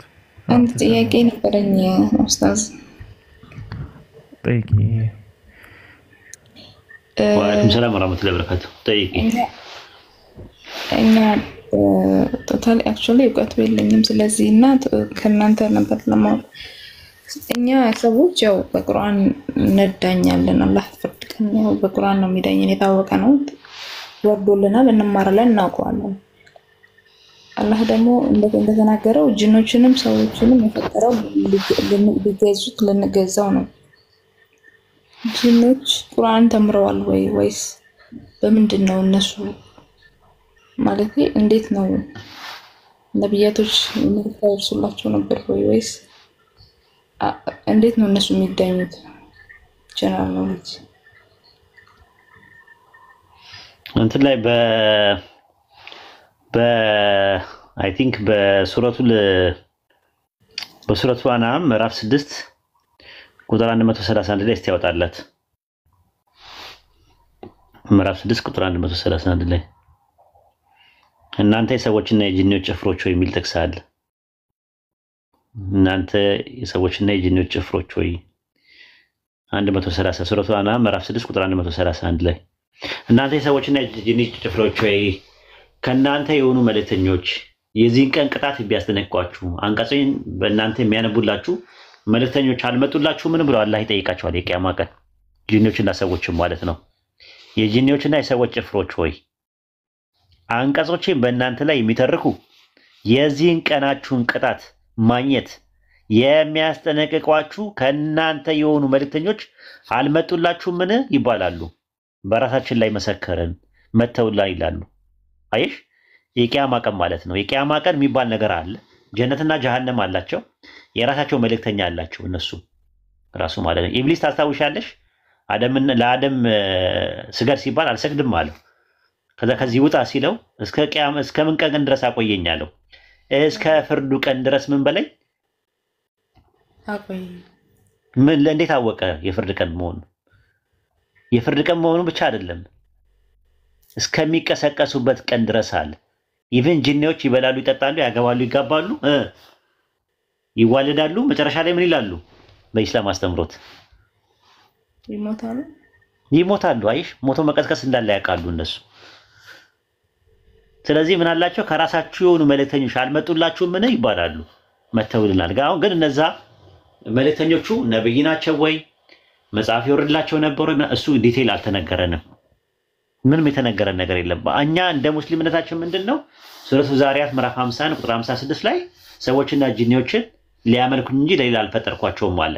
አንድ የመጀመሪያ ተነገረን። የተፈጠሩበት ዓላማ እንደ ሰው ምን ያላቸው ፍሪ ዊል አላቸው ማለት ነው። ሁለተኛ ነገር ደግሞ ጀነት እንደሚገቡ ተነገረን። ጀነትም ለነሱ አላቸው ማለት ነው። ሱረቱ ራህማን ምዕራፍ 55 ላይ ታገኘዋለሽ። በጀሃነም ይቀጣሉ ከካዱ። ምን ላይ አለ? ሱረቱ አራት ምዕራፍ 7 ቁጥር 179 ላይ ሙስሊሞችና ካዲዎች አሉ፣ አማኞችና ካዲዎች አሉ። ሱረቱ ጅን ምዕራፍ 72 ላይ አገኘ ነው። ከዛ ደግሞ ምን አለ? የፍርድ ቀን ቅጣት የሚባል ነገር አለ። ይሄ ነገር ከተነገረ በቂ ነው ያለን ማለት ነው ራሱ ማለት ነው። ሲጀመር አፈጣጠራቸው ራሱ እኮ ይለያል ነው የነሱ ራሱ ሰውና ጂን ነው የሚለው። ጂን ማለት ምንድነው ትርጉሙ? ስውር ማለት እኮ ነው። ስውር ማለት ድብቅ ማለት ነው። ከኛ አይምሮ በላይ ናቸው እነሱ በእንትንም ደረጃ ማለት ነው። አላህ የነገረን በጥቂቱ ነው ስለነሱ የነገረን ማለት ነው። ሰማይና ምድርን በመካከላቸው ያለውን የፈጠረ ነው ይላል። እነሱ በመካከል ናቸው ያሉት። ራሱ በሰማይና ምድር በመካከል ላለው ሁሉ ጌታ ነው ይላል። በመካከልም ያሉት ያመልኩታል ይላል ማለት ነው። እነሱ ያሉት በሰማይና በምድር መካከል ነው ያሉት ራሱ ማለት ነው። እና ወደ ላይ ማለፍ አይችሉም። ራሱ በከዋክብት የታጠረ ነው ራሱ። የመጀመሪያ ሰማይ ዱንያ የሚባለው ላይ ከከዋክብቱ በኋላ ያለው ነገር እንትን አይሉም ራሱ ማለት ነው። የታጠረ ነው። ወደዛ መሄድ አይችሉም። ግን ከዛ በመካከል ላይ ነው ያሉት። ከምድርም ከፍ ይላሉ፣ አንዳንዴ ምድር ላይ ይኖራሉ።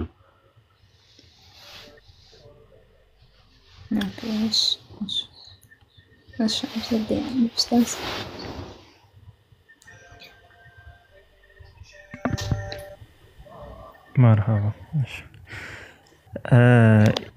ኢብኑ ሙሳ ነው ኡስታዝ። ምናልባት ለኔም አንድ ጥያቄ ነበረኝና ከጥያቄ በፊት ግን አንድ ነገር ሀሳብ አለኝ። ምናልባት የምትስማሙ ከሆነ ማለት ነው። 554 ሰው አለ 554 ሰው አለ እዚህ ውስጥ አይደለ? እስቲ አንዳንድ አሳዩኝ። አንድ ማስታወቂያ ፈልጌ ነው። አንዳንድ አሳዩኝ እስቲ። ኦኬ ጥሩ። አሁን ምን ታደርጋላችሁ መሰላችሁ? ፒኬ ጋር ትገቡና ፕሮፋይሉ ላይ ትገቡና ምንድነው ምን ታደርጋላችሁ? ትገቡ ኮፒ ሊንክ ስልክ ገባበት መሰለኝ። ዩቲዩብ አለው ይሰማችኋል? ዩቲዩብ አለው ፒኬ ዩቲዩብ አለው። ዩቲዩቡን ሰብስክራይብ አድርጉ ያላደረጋችሁ ሰዎች። በየኮሜንቱ በየቦታው ላይ በየቴሌግራሙ አስፉለት። አሁን ሰፋ ያለ ዳዋ ስላሰበ ዩቲዩቡን በደንብ ለማሳደግ እንሞክር ኢንሻአላህ። በደንብ በየቦታው ማለት በየቴሌግራሙ በየምኑ እያደረግን በጣም እንትን ማለት ነው። ስንት ፎሎ ነው ስንት ሰብስክራይብ ነው ያለው ፒኬ? 5000 ምናምን መሰለኝ። 5000 10000 እናስገባው ኢንሻአላህ። 10000 እናስገባው። ለየሰው በየእንትኑ እንትን ብንል ማስታወቂያ ቢለቀቅ ያድጋል ማለት ነው። አንድ ሚዲያ የለንም። ማናቃቸው ሰዎች ሚዲያውን ተቆጣጥረውታል። ዩቲዩብ ላይ 10000 20000 ሰው ነው ቪዲዮ ያላቸው በአንዴ ማለት ነው። በአንድ ሰዓት ውስጥ በሁለት ሰዓት ውስጥ እነሱ ተቆጣጥረውታል። እነማናቸው አናቃቸውም። ወይድ መጣ ጃሳላቸው እንትን አለ ደግሞ እነሱ ይችሉበታል እኮ እንደኛ ደግሞ አይደለም። እኛ እኮ አናቀበትም። መጣ አፋጠጠው ተፋጠጡ እኮ ምናምን ነገር ይላሉ። ይመጡና አለ ብዙ ሰው ነው በቃ እንትን የሚለው ማለት ነው። ማለት እንትንም አላቸው ችሎታውም አላቸው። ግን የኛ ደግሞ የሙስሊም ሚዲያ ምንም ነገር የለንም። ራሱ ከኛ መካከል ሚዲያ ያለው የለም በስነ ስርዓት። የምር ያሳዝናል። እና አሁን ስናስበው የኛ ሚዲያ የራሳችን የለንም። ቢያንስ አሁን ፒኬ ቢሰራ ይሄ ነገር እንትን ነው ሚዲያው በጣም ማደግ ይችላል ማለት ነው። ሁላችንም መጠቀም እንችላለን። ይሁት በነገራችን ላይ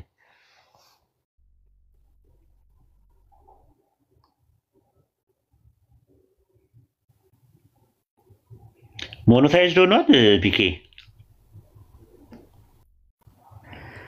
አው ያው አግዶኝ ነበር ለ4 ወር። እሱ ነው መልሶ እንደገና የተፈታ ሆኗል። ኢሜል ምናምን ጠይቃልና ትንሽ ለሰብስክራይብ ለማድረግ ኢሜል ይጠይቃቸዋል። ከዚህ በኋላ በሰፊው በምንመጣው ስራ ትልቁ የምታግዙት ነገር ምንድነው? ቪፒኤን እያበራችሁ ማየት ነው። እሱን ኢንሻአላህ ቪዲዮ ስንጀምር በደንብ እንነግራችኋለን። ከቲክቶክ ላይቭ ሪከርዱን የቲክቶኩን የዛሃራ የነቢያት መንገድ የሚል አለ የዩቲዩብ ቻናል፣ እዛ ታገኛላችሁ ላይቭ ሪከርድ። ከዛ ውጭ ያሉ የቪዲዮ ስራዎች ይኖራሉ። ኢንሻአላህ ደግሞ አላህ ካለ በንጽጽር ላይ ብቻ ያተኮሩ ፖድካስት ፕሮግራም ይኖረናል። እንደዛ በሰፊው እንድንመጣ ቪፒኤን ያበራችሁ በማየት ብቻ ትተባበራላችሁ ማለት ነው ኢንሻአላህ። አሁን መቀጠል ትችላለህ ኡስታዝ ጀማል።